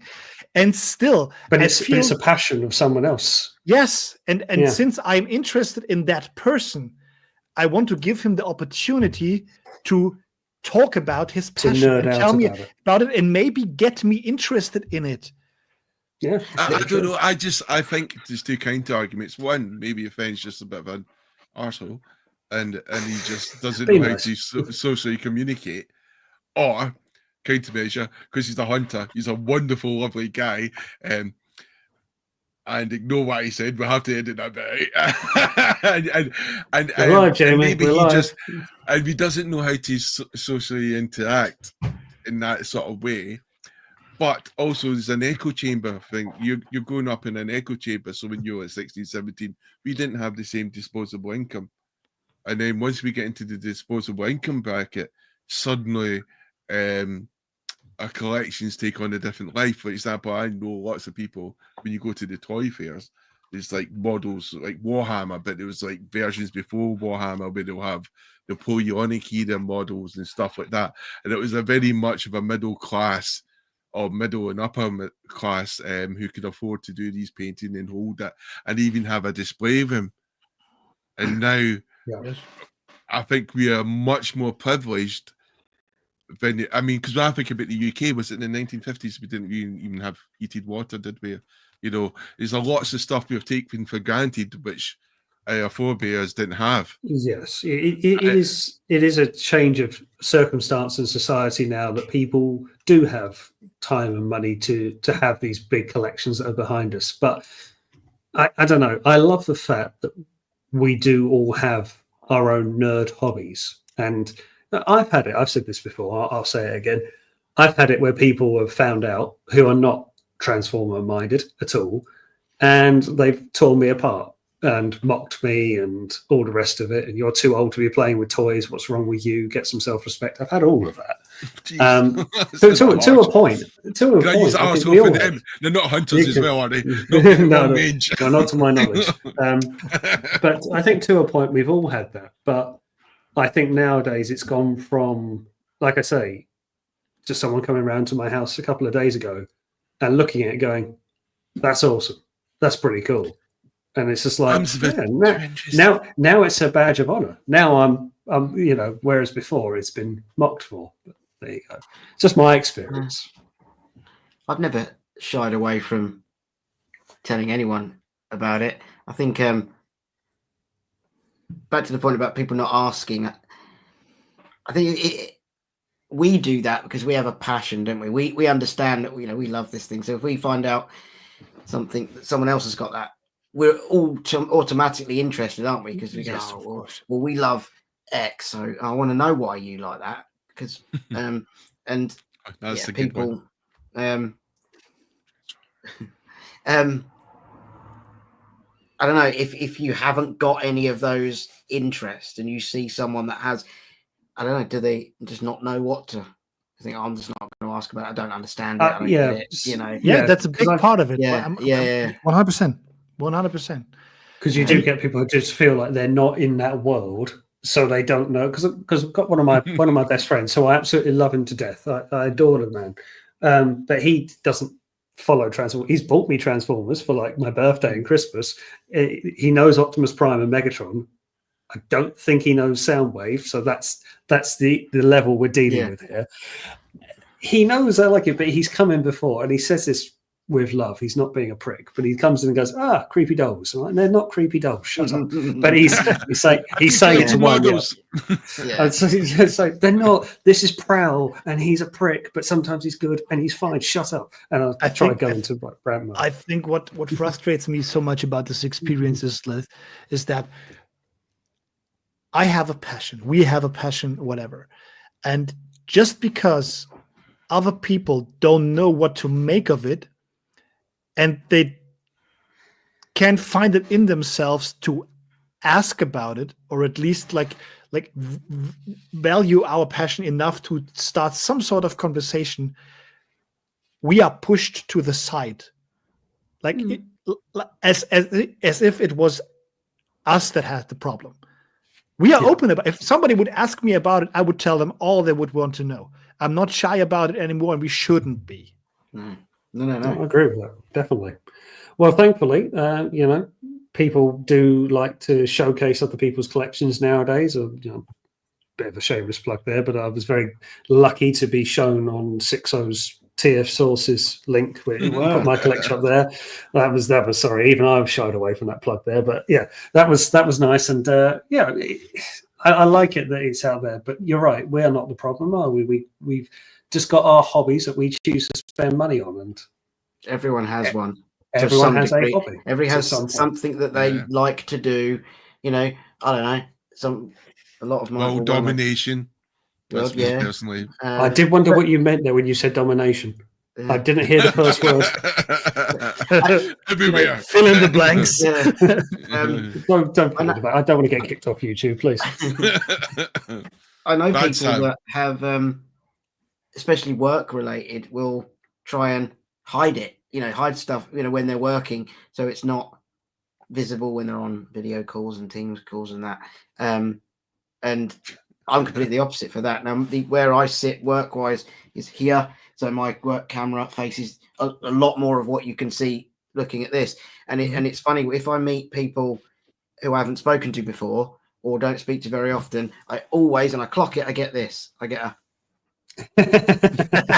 so I look round like that, and they'll go, is that Optimus Prime? Yeah. And I'll be, yeah. And they go, I had that when I was a kid. What are they? Are they the, and you'll have a couple of minutes of, are they the old ones? No, they're newer. What do you mean newer ones? Well, they're bigger versions of, that's cool. Where do you get them from? Automatically, that's broke the ice from. It's an icebreaker, isn't it? It's a very good one. And I've never had anyone, I've not had my boss saying, I don't want you to show, we're meeting a big possible distributor. I don't want them seeing your toys. That would never happen, and like that. And I think it's a good thing. And I think going back to sorry, Nips, this is your warning. I will find you. There's nothing wrong with Formula One. I will Absolutely not have that besmirched here. Thank you. Sorry, carry on. At least not until 2005. Forget about everything afterwards. I work in academia and education, so sometimes I think a lot of people, especially if I'm doing international work, they confuse these things as props. If I'm doing tutoring and stuff, and I'm like, these are props. Yes, they can be. They're props for my photography. Yes. But it's a look into someone's, again, go back to when you're at work and you're meeting people via Teams for the first time, or maybe not that very often, you don't talk to them about much. It's just that insight. Go, well, why would I hide any of this? It's what I do. It's what I like. It's what I do. You display it, don't you? You spend ages trying to craft this. Believe it or not, this is in some kind of order. It doesn't look like it, but it is. And so I'm like, why am I hiding it if I've got it here nice to display? I've got to think back to the missing link comment earlier when you said the trouble with missing link is you put it with the original G1 vintage Transformers. It's almost like it will brick and then you'll have the articulated model. But because I have so many Transformers, I'm stacking them like sardines. They all look like bricks, and Well, I'm just funny, like, you won't see it, but I've got, actually you will see it. That's my kind of stylized Terracons, and I've got a G1 Abominus sitting just in the middle there, and Really? he's very bricky, and then they're already like articulated. They're also quite sharp. I don't see them as bricks. I look at G1 Weird Wolf, especially in his wheel format. I'm sorry, he's very much a brick. He's not. He's alive. Alive. I see that, and it's like I've got an AI filter. He's moving. I don't know. It's the imagination gives it life. It's just when you look at something like a photo of a G1 figure, doesn't it just like if I look at a G1 figure of a Transformer, it looks alive to me. And it's easy with that photo. When I try to do it with a G.I. Joe figure, it doesn't have that same magic. It looks like a toy. Strange. I don't know how to describe it. Yeah. It's weird. Give up. This is now the moment where I regret that I'm not streaming from my home anymore because I don't have my collection. Yeah, I have my store here, but that's all. It's not my stuff. We'll have to get a tour of your collection at some point, then see what you got. I would love to do that. I think the last time I did that was in 2022 or 20. It's been ages, but it's been growing then. Oh no, it's not been growing. I invested a lot of time and money to curate this and make it look nice, but the rest of the room is always a mess, and I would have to clean it up first before I let anybody in there. Well, when I got back from TF Nation, I finally said to myself and my wife, who to be fair, she's been a great supporter of me. She only said no to one Transformer ever, and that was HasLab Unicron. That also goes into that fucking 5-foot Metroblox as well. Other than that, she's been very like, it's your collection, do what you like. But I got back from TF Nation, and you can only see a portion of it goes off there over there as well, and it's just like, I've got no space. Yeah, it's actually quite a lot. And I'm stacking things in boxes, not on shelves. See, I need a bigger house.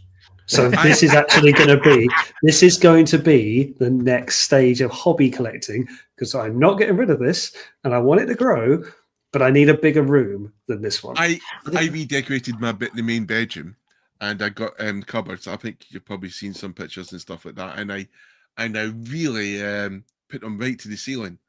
I fitted them, got the carpentry. I had my friends involved in that.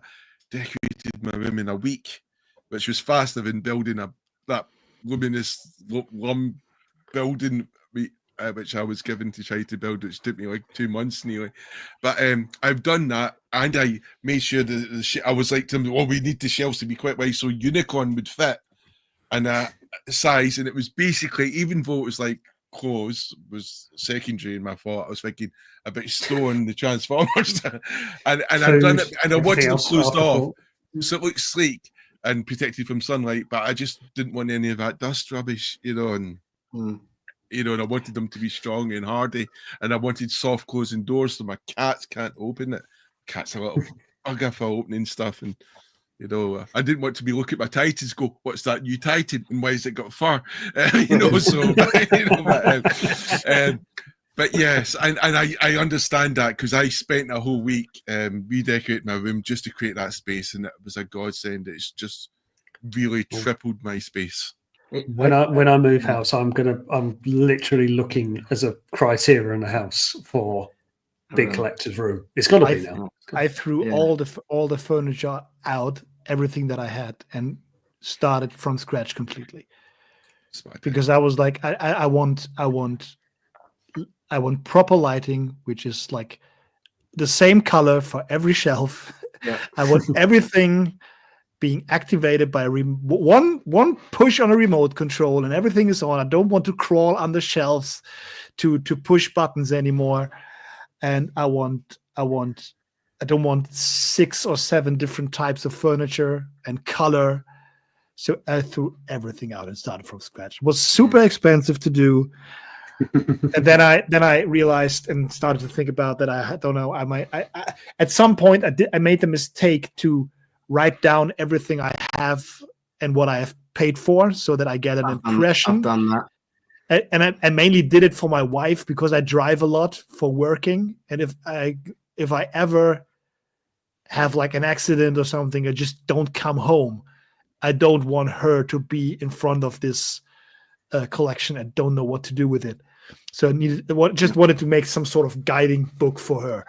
That's a serious thought, because I've thought of that, but I've also told my wife just to speak to you all. So you can all kind of work it out. I also spoke to my insurance company to make sure that in case my house burns down, that stuff is insured as well.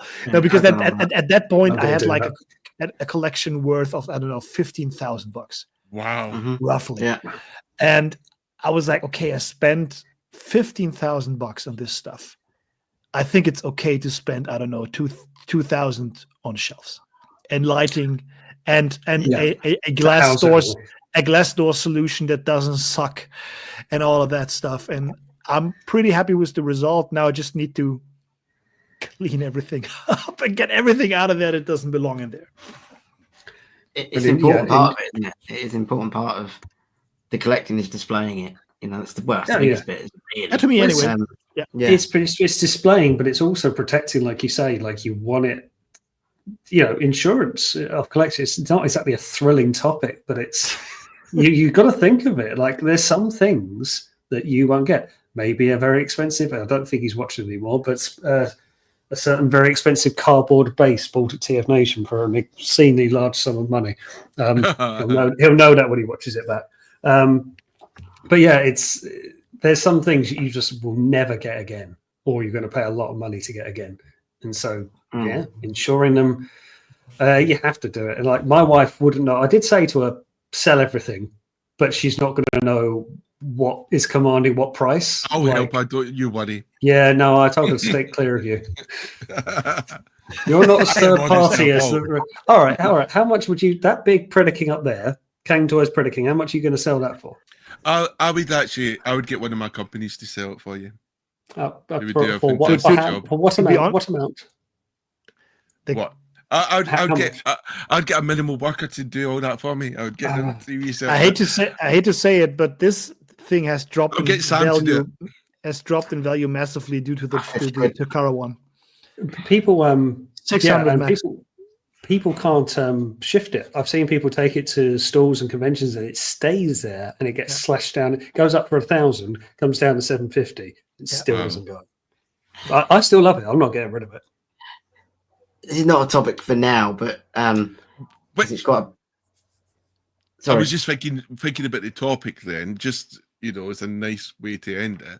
This topic you were discussing.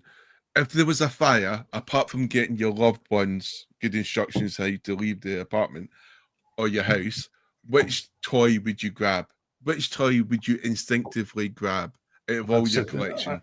I've said this before, so I'll get mine done and out of the way. Takara Masterpiece Beast Wars Dinobot. Perfection. Dan, what would you get? My first instinct is HasLab Unicron because I could resell it for and buy another house. a valid amount of money. And just when it comes to I think the one that has the most value to me because it is unique is a custom built Earth X Marvel Legends Black Bolt figure. Ooh, I have to see that photo someday. Tim, I will send it to you. Tim K built it for me and caught me completely off guard because he didn't only build the figure, but he did did the packaging and everything. And nobody ever did a 6-inch Earth X Black Bolt, which is a pretty special design. And he knocked that one out of the park. So this one is just lighting up as well. This one just has special value for me. I would grab that for sure. That's cool. Sam? Go on, Sam. Do you know what? I need to word this correctly because I don't want this to sound too awfully depressing. None of them. I don't think. Bloody hell, mate. No. There's one. No, listen. No, all right, it would be G1 Jetfire. That's my favourite. That's my one. You love Jetfire. You love Jetfire. That one boxed. But if the house is on fire, it's in a cupboard at the back. I ain't faffing around getting that. I'll just get out. No. I love the fact you got some of the Robeson. You have got almost every fans toy that's ever been made, and you're just like, just let it burn. No, but I don't mean it like that because I knew that would sound wrong. I'm poking fun of it. Yeah, I know, and this would lead into another subject that I've been toying with for a while, but I don't think any of it means enough, really. If I couldn't save it all, me taking MP44, which I think best prime out there, I don't care about it enough to worry about it, and I could get it. So what again. you're saying to me is, if you was a fire and you got out and the fireman said we managed to save your G1 Skyfire or You'd be like, Jetfire, throwback. you just throw it back. No, Let it burn. It's not that. And then, It's dead to me. It's dead to me. If I had one, if the G1 Jetfire was what my nan bought me when I was 6, right? Yeah, and it was my most treasured thing. But I've bought most of this. And I don't know. All right. There's a whole deeper reason for the way I'm saying this, but none of it. I wouldn't be too bothered if it all went. Let me counter argument that. How long did you wait for Bandit? How long did you wait for that last Fans Toys figure? I'd leave that in here. It's because it's crap. Yeah, I would happily see this one burn. I'd throw Bandit back in and go just out of protest. That was going to be the next question. Which would you throw back into the fire? Let it burn. I mean, there are way more valuable things in my house than even that Black Bolt figure, children, of course. Yeah, I would assume that my family already left the house before I stormed to save the toy. After you got unicorn, you stay there. I'm going for the robots. Same for my pets and but then it comes down to family photos and whatnot. So there's one thing that I think I even value more. I didn't think of it in the first place because it's not like a proper piece of my collection, but I'm a huge monster truck guy. Oh, nice. Even as a kid. And when I don't know exactly, but I think I was like 8 or 9 years old, I built a wooden gravedigger, like completely out of wood, together with my dad. And I still have that thing to this very day. I plan to one day fly it over to the Digger's Dungeon and have it signed by Dennis Anderson, the inventor of Gravedigger. I hope that this will work out before Dennis Anderson dies, because he's not the youngest anymore. But that thing has special meaning, not because it looks so good, but because it's the one thing I can remember and still have that I built with my dad. Yeah. And things like that, you just, like to Sam's point, you can buy a Rodimus again, you can buy a cup, you can buy whatever, but you can't buy that again. So that's I completely understand stuff that I've had people at conventions sign, things like that.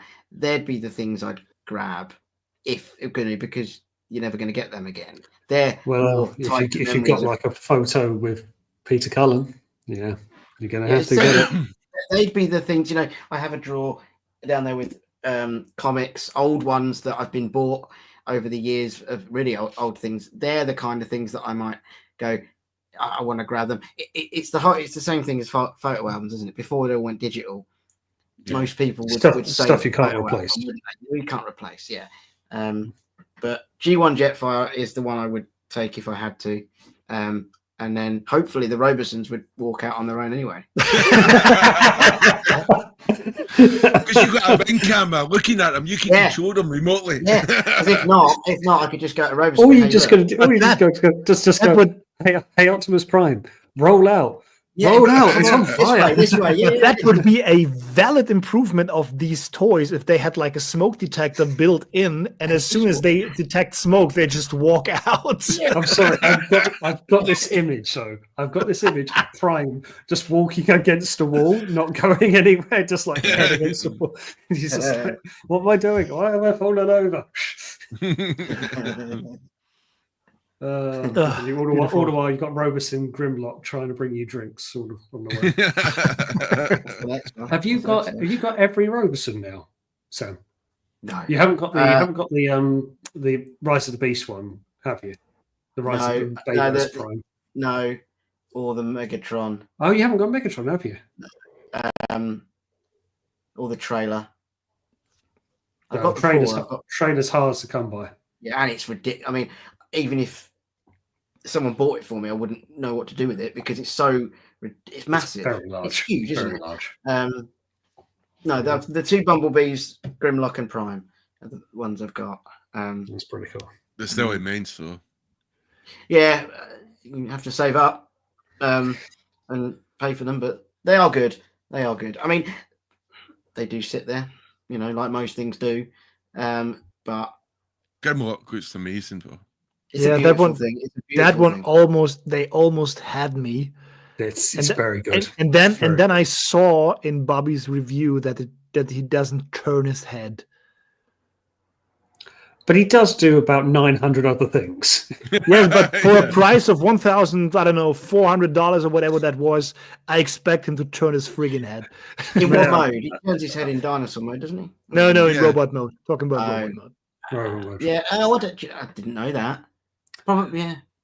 And it is nitpicky, but at that price, I would want it to be perfect, and it's super close. Like the transformation, everything is the only one that I would say works for me, just aesthetically.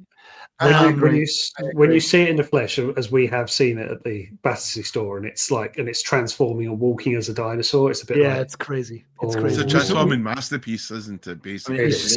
Absolutely. We saw it at TFCon Orlando, where Robozen had a booth, and it's super impressive. It'd be brilliant to play a joke in someone who didn't know. Like, you can see, here's my masterpiece collection, and they're staying in your living room or somewhere like that, where the Transformers are displayed, and then just bring them online. And then control him so he thinks like, what the hell? It's like it's just it's alive.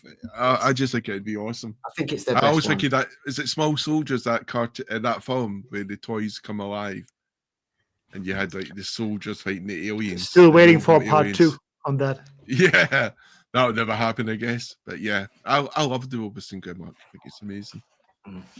That is really good. Dan, have you fallen down the trap of blockies yet? I bought a few for my boy, but I can't. I don't see the appeal for me because I'm a displaying collector. For me, it's all about display value. That's why I never got into Legends. I tried, but they are just, and there are some excellent Legends class figures out there, but they are just too small for me to impress me when it comes to display. And same goes for blockies. Because they also, in addition to that, have these like more childish proportions.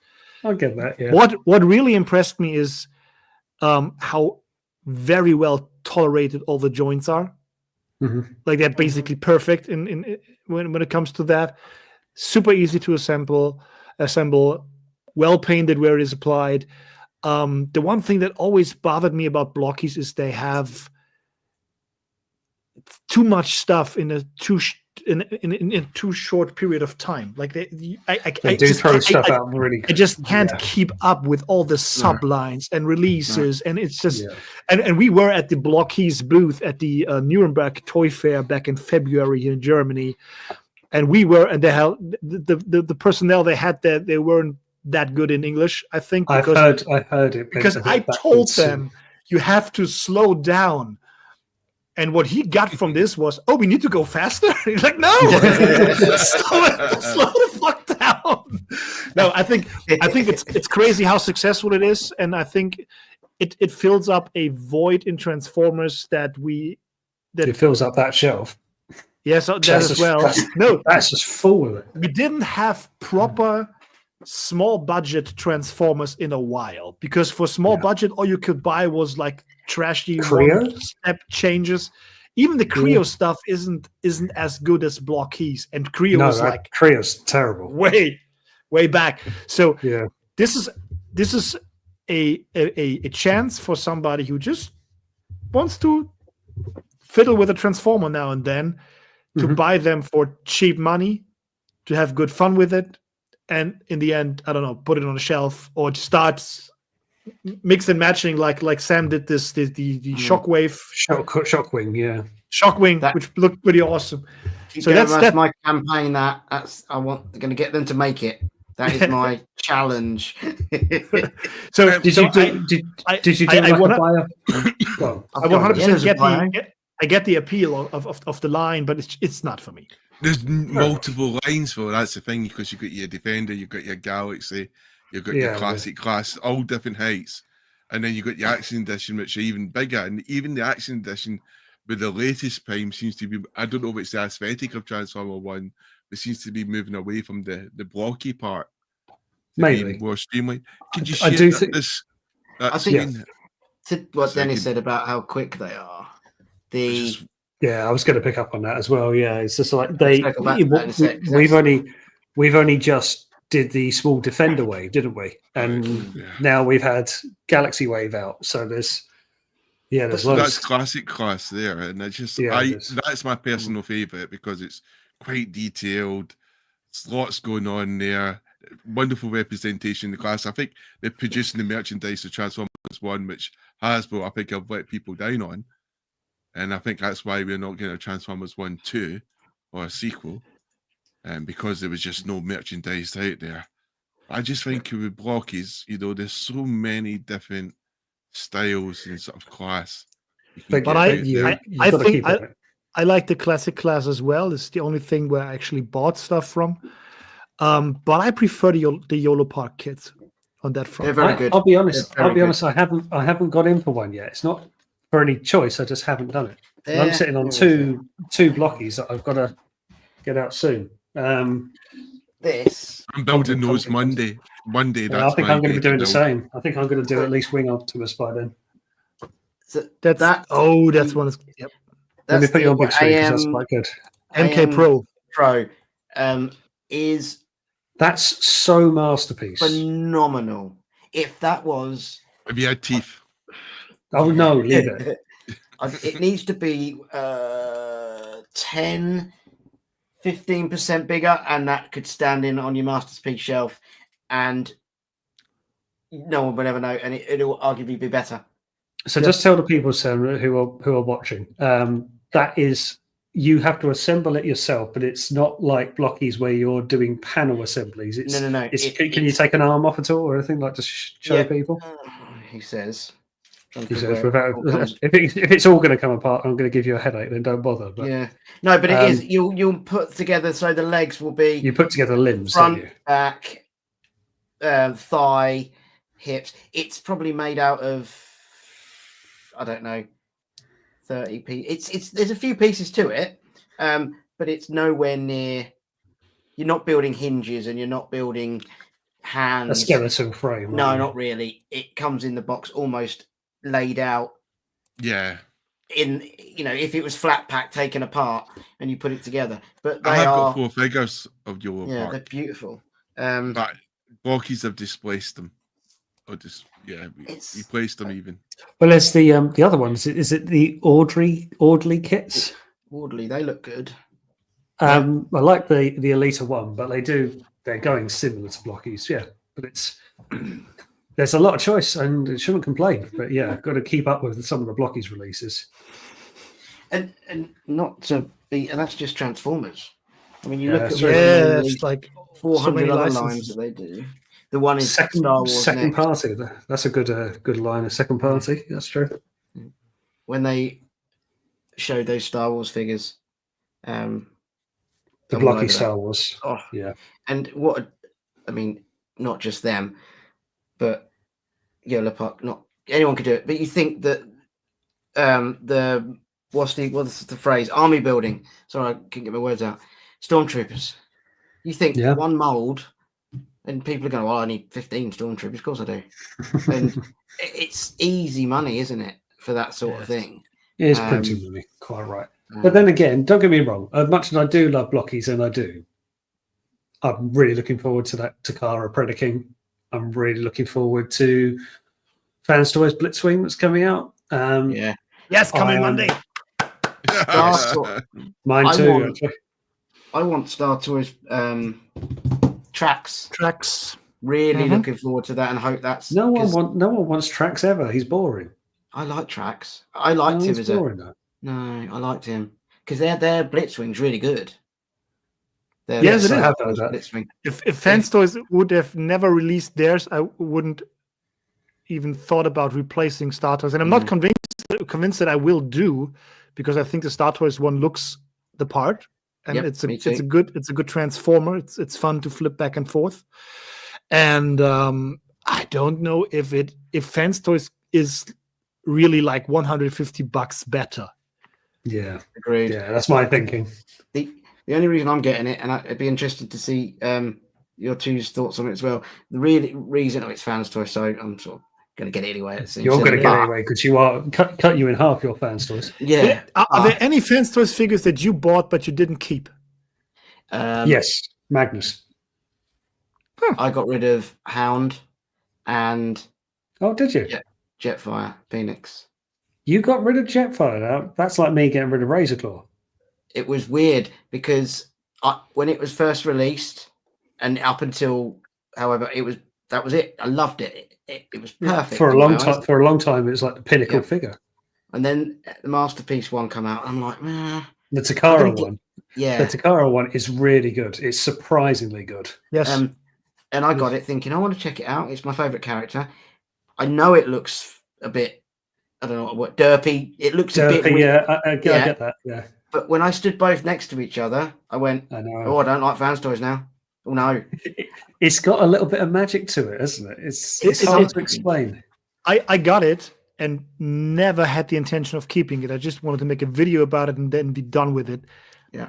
And then it stood there, and there's something about it, and I can't put my finger on it, but I really was on the fence of selling the Fans Toys. The only thing that kept me from doing so is the weird face, and I couldn't get past the weird face. It has got an everything odd face. everything else I think I liked better on the Takara. It's really surprising because it's that Fans Toys Phoenix was so good for so long, and that Takara one came along and just went, no, we'll have a go. But I know that the Takara one isn't perfect either. No. It made the Fans Toys look odd to me, so I went, I've got to get rid of it. I've got to have that one, knowing that that's not. I couldn't explain it. It's very strange. But I'll be quick just to go back to Den's question. I did have Fans Toys Power Glide Warthog. That is a pile of shit, and I got rid of that very quickly. Same. I like it. Threw that. Oh, it's terrible. I'm sorry, not. it's terrible. We've spoken about this, you and I. It's terrible. It is. And It with looks Magnus, look, the jet mode is good. The jet mode is good. No, it's not. No, it's not. No, it's not. So.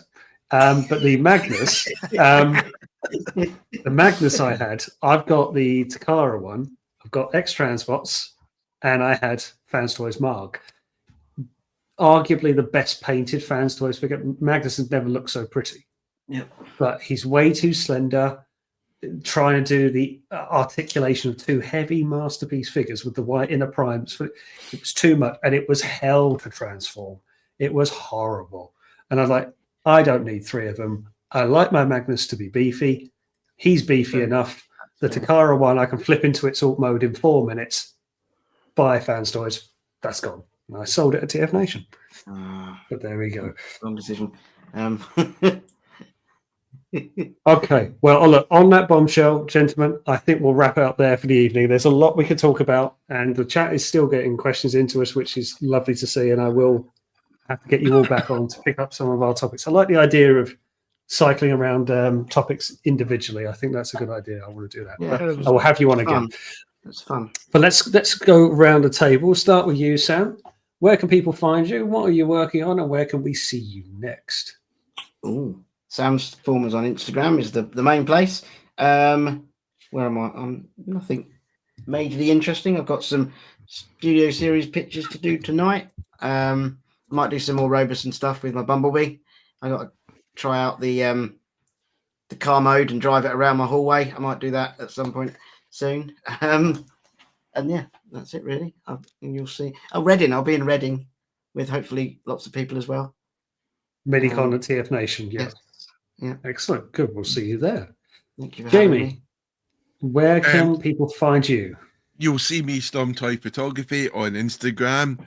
You'll see me on Blue Sky, Storm Toy Photography, Twitter, Storm Toy Photography as well, and TF Show UK. And I've even got a TikTok, surprisingly there. I called myself Jessica. No, actually, it's Storm Toy Photography. Yeah, so and Facebook. Yeah, Facebook, Storm Toy Photography as well, where I just take photos and maybe little pictures of silly stuff and talk about comics and talk about some episodes and stuff. And I might be at TF Nation Reading. It's only about an hour and a half away. I want to go to the convention in London, hopefully, if it's Transformers Day. This is... Oh, it's a Transformer Day as well. Transformers Battersea. That's the same day, 17th of September, yes. Week after next. Yeah. So I'll probably be in London there, and I'm definitely going to go for some Chinese roast duck. Absolutely love that. And Transformers Battersea visit. You know, Lucky's a restaurant just in the same shopping centre. So yes. Yeah, that's where you'll find good stuff. Den, the floor is yours. Where can people find you? Well, I'm Sentinel Bay Reviews on YouTube, Facebook, and Instagram, which is a German Transformers channel, so might be a bit difficult to understand for your audience. But anyway, I also have a secondary channel on Monster Trucks, which is called Monster Jam Germany, and yes. I am one half of the Collectors Bay retail store at the www.thecollectorsbay.de, where we sell Transformers third party and everything that has its roots in the 80s. And the next time you will see us is at the Chatterdome, which is our podcast every 2 weeks, Monday on the Collectors Bay YouTube channel. Is it Germany or do you say Deutschland? Yeah. Is it what?